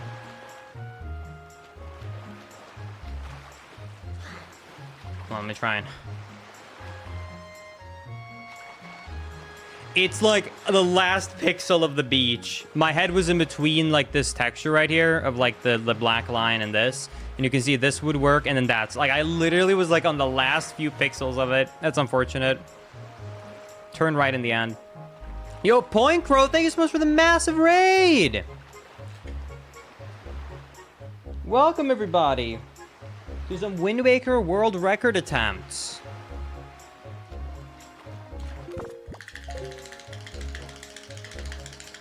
How are y'all doing today? Hope you guys had a good stream.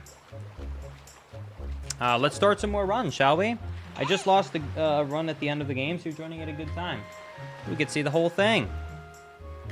Yeah, where are we all up to today?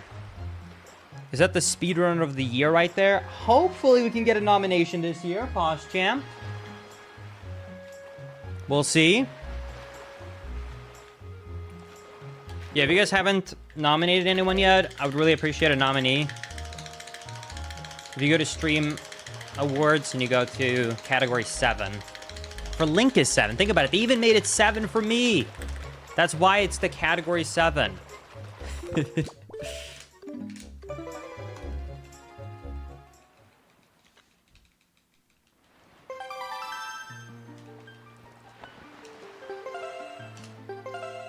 Yeah, we'll see. 11 years of speedrunning, and it comes down to this. 3, 2, 1, go.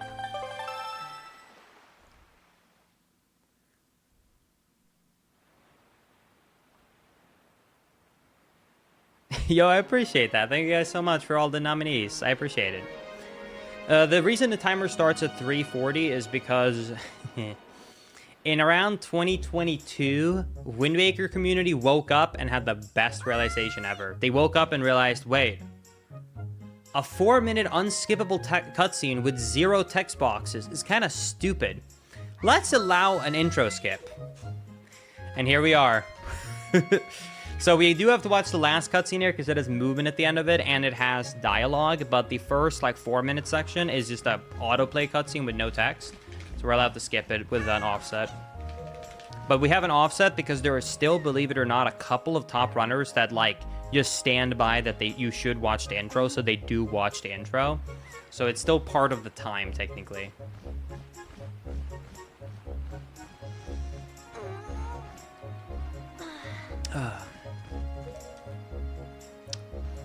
But anyways, what were you guys up to today? Did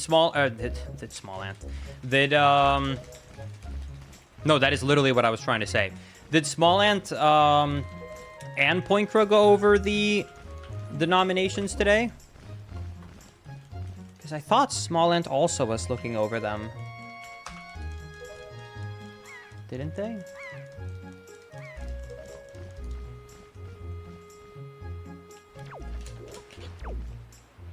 They need to do a co-op thing today.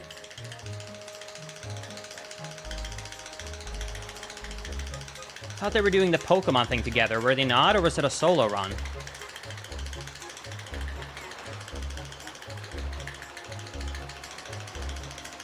Am I completely wrong? Because I don't watch that much Pokemon. Didn't Small Ant and Point Crow do Pokemon together? For the challenge?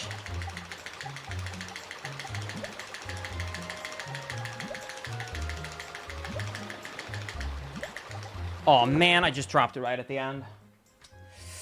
Damn it.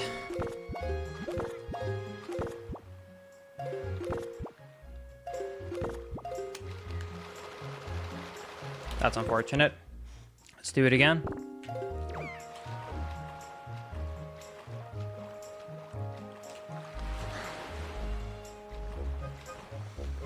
Wait, can I ask something? Because I don't know how these work. I'm sorry. Wait, hold on. I'm sorry. Hold on. Hold on. Let me get this right.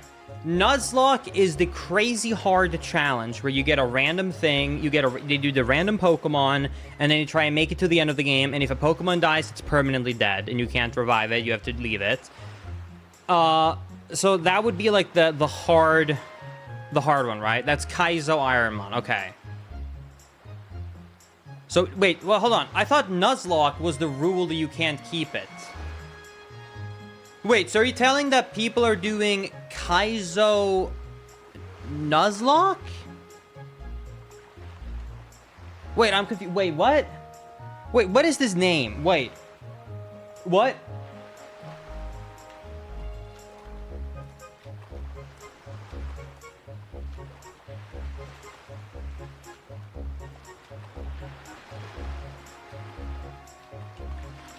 Okay, I know wait, hold on. So Kaizo is that the Pokemon is randomized, right? Like, all the Pokemon are randomized. That's the Kaizo part of it, right?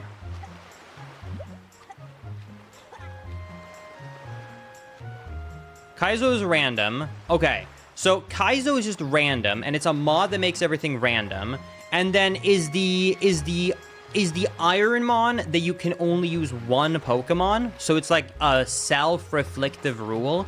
So technically the mod of Kaizo lets you pick up multiple, but you self-reflect the rule with the Ironmon that you can't. Okay. Then why is Ironmon and Nuzlocke not the same?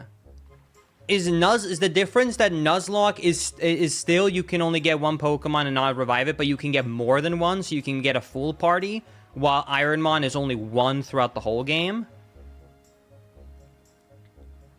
Okay. Then, wait, but then what is this link thing? Is that a third rule mod on top of the other two that lets you do it together? As a multiplayer?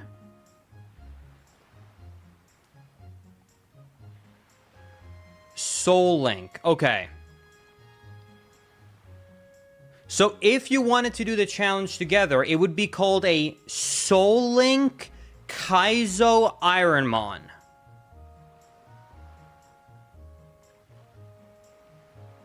Okay, you guys have to come up with new names. What is going on? You guys have to come up with new names. What the hell is this, dude? Like, y'all have to come up with new names.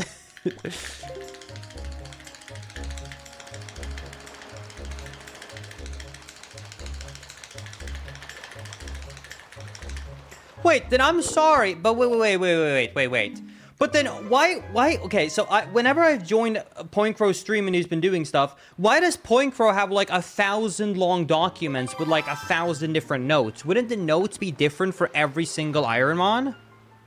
Like, why would the notes help? Wouldn't the notes be different for every single one you do? Wait, he makes a new note every time? Wait, all those rows of text we see are new for each stream?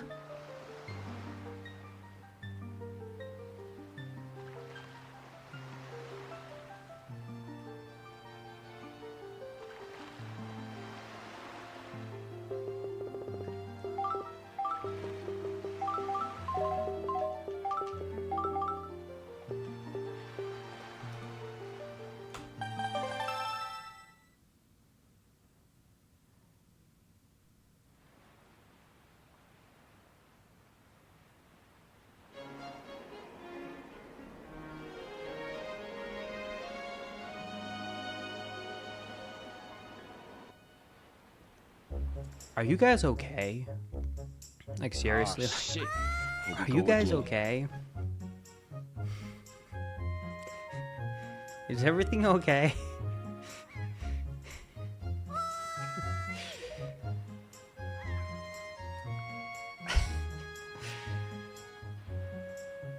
Thank you! The notes are exaggerated because, like, only one of every 30 runs makes it far enough into the run where the notes are okay. I'm gonna send a DM to my good friend Eric right now. Hold on. Eric. Tell me to it straight. Are you okay?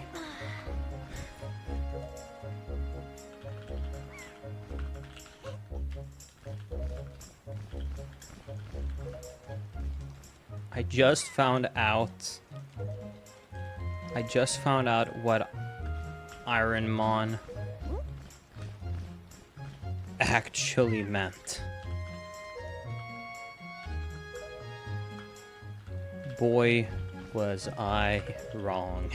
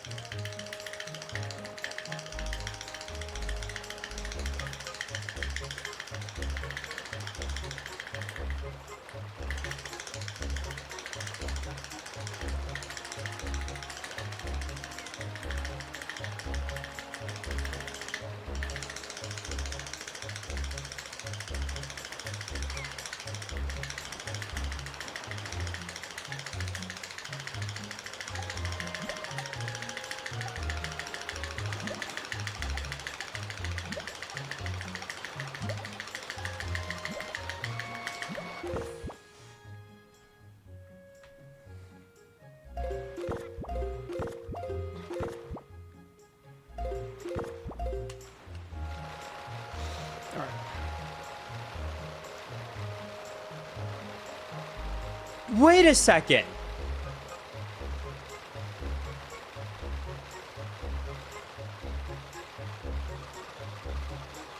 Wait a second. So, the time when Point Pro made it to the Elite Four, and then had his run die, he actually didn't make any progress. Because since he died at the Elite Four, it didn't even help him for future runs from, like, the knowledge he got.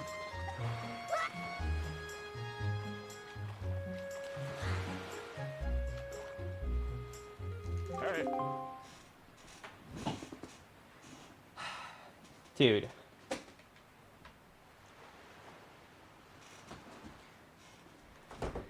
I only got one thing to say to y'all. Thank you. I feel so much more, like, justified being a shiny hunter right now. Like, I felt like an idiot resetting for a shiny starter Pokemon so many times. But now, I, like, feel so much better about myself. Dude, because everyone is like, Lucas, you were 2,000 times in, but, like, it's not any more likely this time than the last time. It's always a 1 in 4,000. Yeah, well, now I'm not the only one who does that, do I? Huh? I'm not the only crazy one in the room.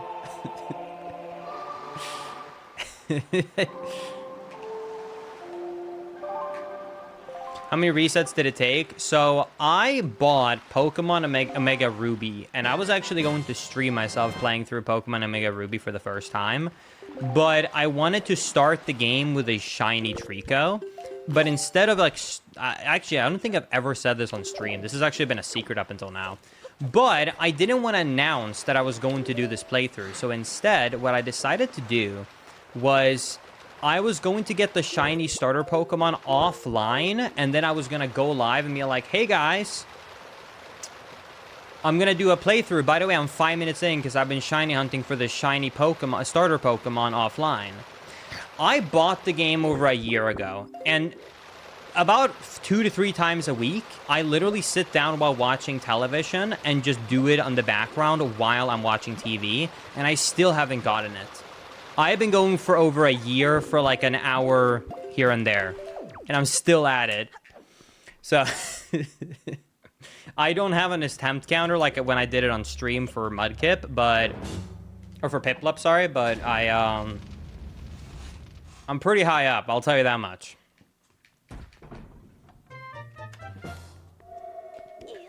Linkus, now that you know what Iron Man is, do you want to see a crazy clip from Phil's PB Mudkip is the best starter. I know Mudkip's Linkus better, but the learn. thing is, first, I already have a shiny Mudkip in later generations. And second of all, I've always played that game with Mudkip every single time. So I thought that it would be more fun to actually, for once in my life, go for a starter that wasn't Mudkip. Because I played a lot of Gen 3 when I grew up. I owned both Sapphire and Emerald.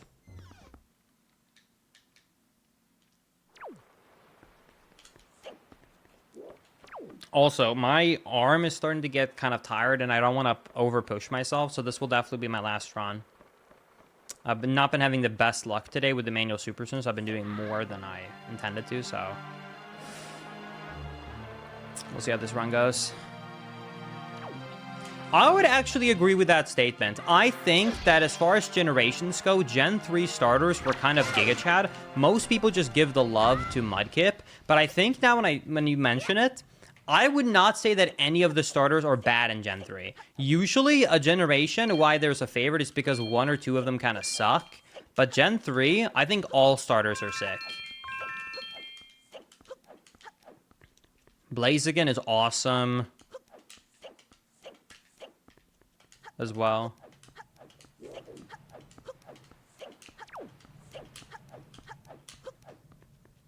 Gen 4, I would also agree. I mean, it's pretty much like when I'm talking about Gen 3 and 4, I think this is like the golden era of Pokemon. In my opinion, Gen 3 and 4 is like the golden age. It starts to go downhill after that. I know that there's still a good amount of people who do like Black and White. I'm not a huge fan of it, but it's still okay. But, I mean, after that, it's really downhill.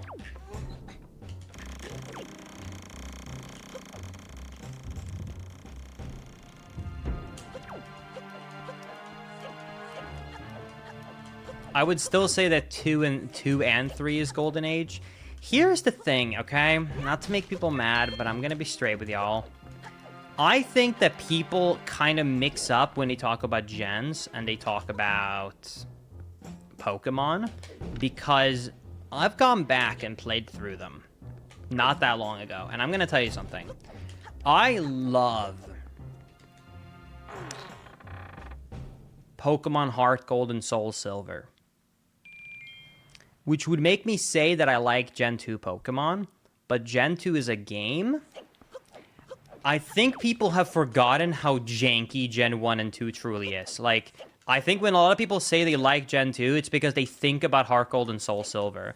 Because when I went back and I played through, like, you know, Gold and Silver, like, man, it's just...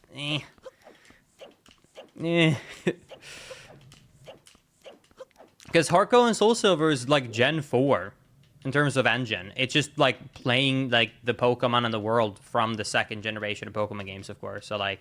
I still stand by that Gen 4 is peak. Gen 4, you get Pokemon Platinum, I think one of the best Pokemon games of all time, and you get Heart Gold and Soul Silver. Like, when I say Pokemon Gen 3 and 4 is great, I'm not only talking about the Pokemon that came out, I just think that they have the best engines of any Pokemon game. Because I think Gen 3 was the perfect, pure 2D game for Pokemon, and Gen 4 had the perfection, in my opinion, of towards the end. I know Pearl and Diamond had like some slow stuff people didn't like, but once they had like fixed those small things, you got Heart Gold, Soul Silver, and you got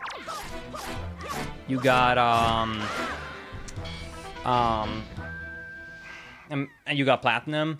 It's just like the perfect 2.5D engine of Pokemon. Once you hit Black and White, it's not gone bad yet, but I think Black and White starts to mix in weird 3D elements that the DS probably doesn't really handle that well into the mix, and it kind of just makes it all a little bit meh to me. And then after that, once you get into like Gen 6 and the 3DS, I feel like it does. I think Gen 6, because that's when it makes the big jump. I think the 3DS games looks worse than the DS games. Maybe hot take, but I'll just say it. I think that the weird 3D, 2.5D, like 3DS generation, even though the graphics are technically better, looks straight up worse. I would rather have like the models and the sprites from Gen 4 than the 3D models they made for the 3DS. I think the 3DS made the games look worse.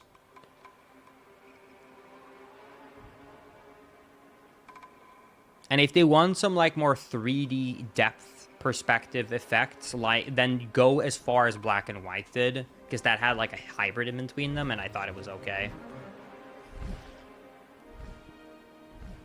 What about the Switch? Okay, I know this is a hot take. I think that the best Pokemon game in recent times was Let's Go Pikachu and Eevee. Now, yes, before you get mad at me, I agree. The RPG elements would have been more fun than the catching element. But in terms of just the game as a whole, okay, first, like, I'm just telling you, it is by far the best one. The game looks amazing. The graphics are incredible. The game runs super smoothly. It is new yet old. Like, you cannot look at, like, just look at the visual and look at how the game run of Pokemon Let's Go Pikachu and Eevee, and then take the later games. All the later games just look so much worse than Pokemon Let's Go Pikachu and Eevee. I'm telling you this, even though I enjoyed Pokemon Let's Go Pikachu and Eevee despite the catching elements, if Pokemon Let's Go Pikachu and Eevee had the standard mechanics of combat and didn't change it to the capture mechanic, I think everyone would agree that it is the first truly great remake since Heart Gold and Soul Silver. Like, it is just by far, like, when I think about how a remake of an old Pokemon game should be like, it would be like that. Let's Go Pikachu and Eevee did it right. That's what I wanted for a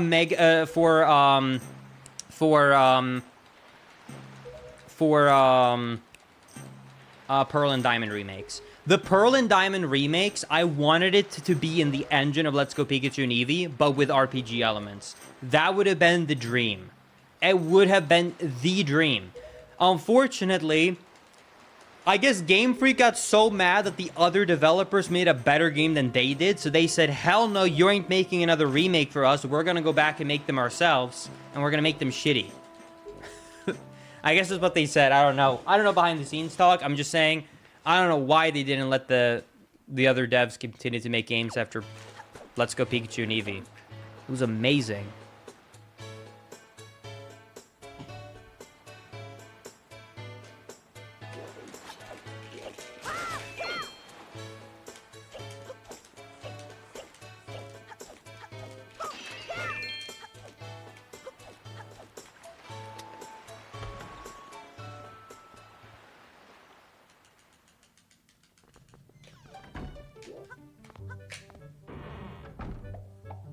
I do have a small hope, though, about one thing.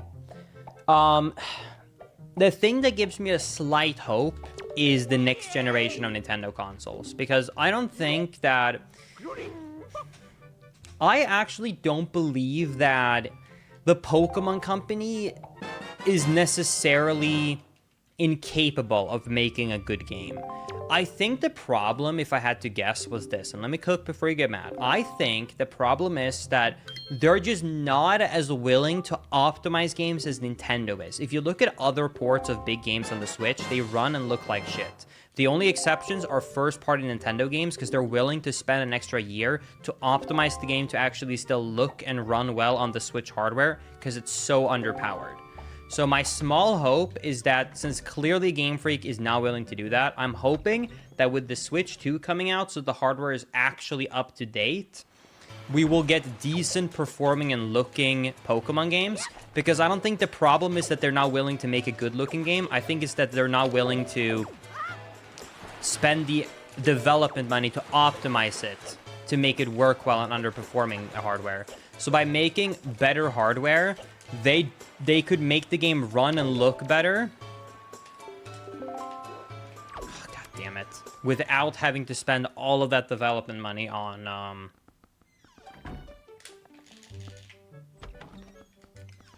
optimization. I still think it's not a great excuse because the Pokemon Company is so rich that they should be able to afford more developers or a longer development time for optimization, but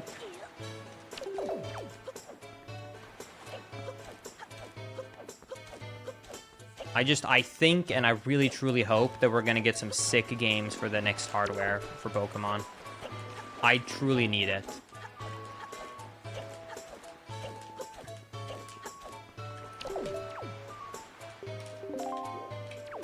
However, do you guys want to know the worst take maybe that I have? Because people seem really mad whenever I say this. I actually loved Pokemon Sword and Shield. I think Pokemon Sword and Shield was a pretty decent game, and I thought it was so much better than Scarlet and Violet. So I would actually prefer, instead of another open world meh Scarlet and Violet game, I would rather take the next generation of games to be like Pokemon Sword and Shield, just made a little bit better. Because it's on new hardware, so it doesn't look like Ocarina of Time trees. But I thought I thought Sword and Shield overall was like a good hybrid in between open world and traditional.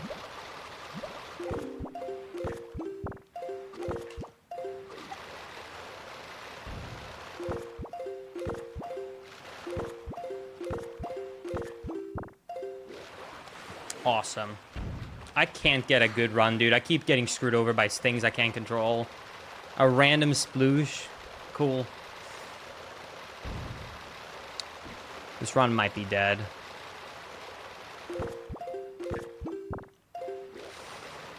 Did you play Legends of Arceus? I did play Legends of Arceus. My problem with Legends of Arceus and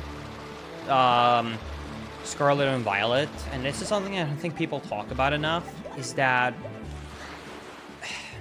I know that we all wanted open world Pokemon games, but I just think that it doesn't work as well as we had envisioned it. Like, my biggest problem with Scarlet and Violet isn't the fact that it runs like a potato. Yes, that sucks, but my problem is that after a while, I just thought that the game got stale, man. I just think that it felt stale and boring after I've been playing for long enough. And same thing with, like, Legends of Arceus. At the start, I loved Legends of Arceus. But I just got tired of doing the same task of catching the large one, catching the small one, catch 10 of them, and just do the same task to complete all of them over and over again.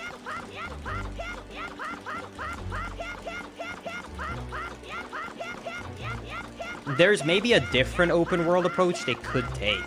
I will also say, as a quick little side note, people who say like Scarlet and Violet is open world, I actually think that it's a fake open world, because even though Scarlet and Violet is open world, when you make areas leveled in how the difficulty is, instead of it scaling alongside how you're playing, it's not open world. It gives you the illusion of open world, but I can tell you someone who tried to play out of order, I did immediately try and climb a mountain I shouldn't go away. You literally can't do nothing. The only way you could ever slightly go out of order would be if you decided to spend hours being super bored killing overworld Pokemon, and then after spending hours killing overworld Pokemon to over-level yourself really slowly in a painful way, you then go to an area that's a higher level. But yeah, I don't know why it doesn't scale with you, and instead has like leveled areas.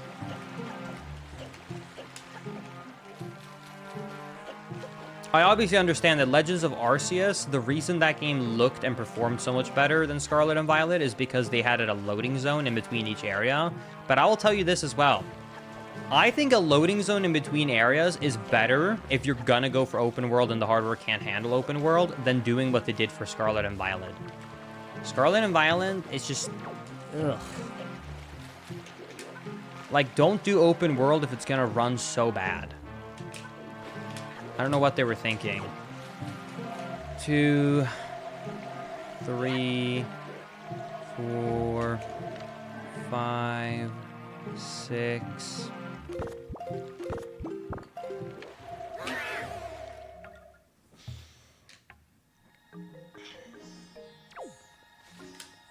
Okay, the shocking thing is I can technically still PB if I get a first try door cancel on this next split, but definitely could have gotten smoother.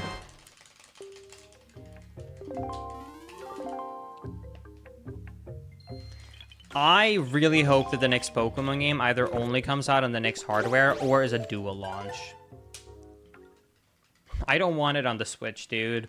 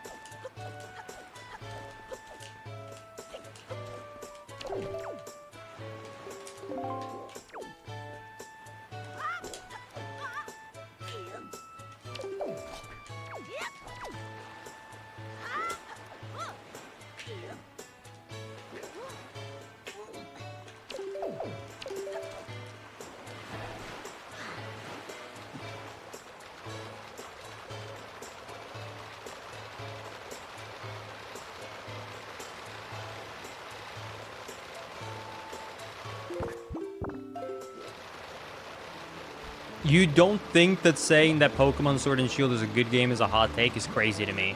Because whenever I told people I actually like Pokemon Sword and Shield and I think it's a great game, people genuinely get really mad at me.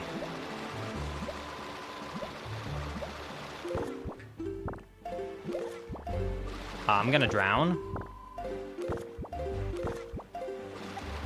Okay, I barely saved it. It was a slow save, but...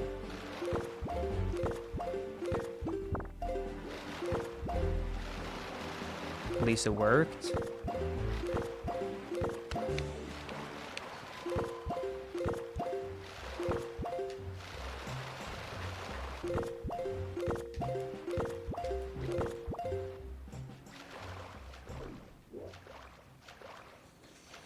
Ugh.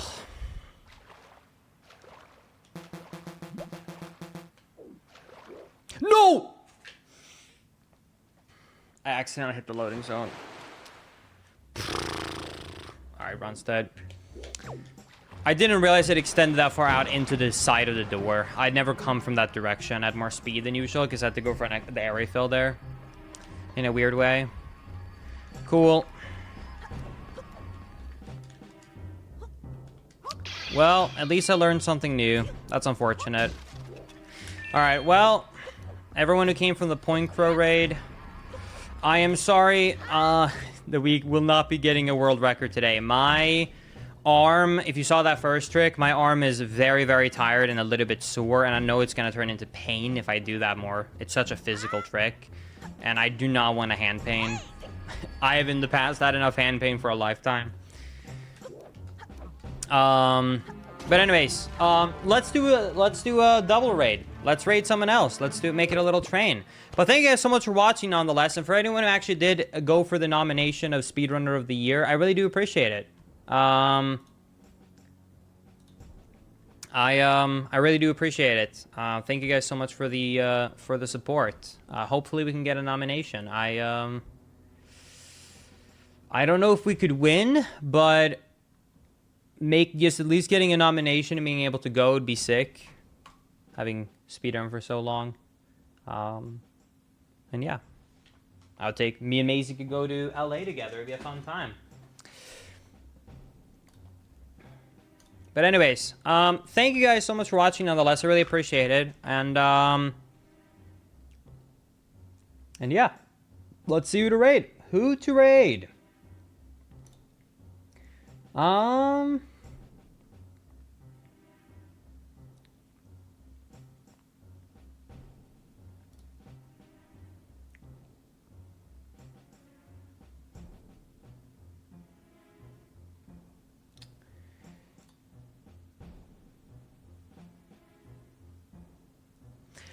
Player 5 is late into a Breath of the Wild 100% speedrun. He's on world record pace and on pace to be able to maybe get the first ever sub 15 hour time, which is crazy for how big Hundo is. So I think that would be a fun raid. So let's do raid Franker Z. Anyways, thank you guys so much for the raid. Thank you everybody for watching. Thank you everybody for the nominees. And yeah. Let's go ahead and raid player 5. So thank you guys so much for watching. I appreciate you all so much. And I will see you guys in the next one. Later, everybody. Bye-bye.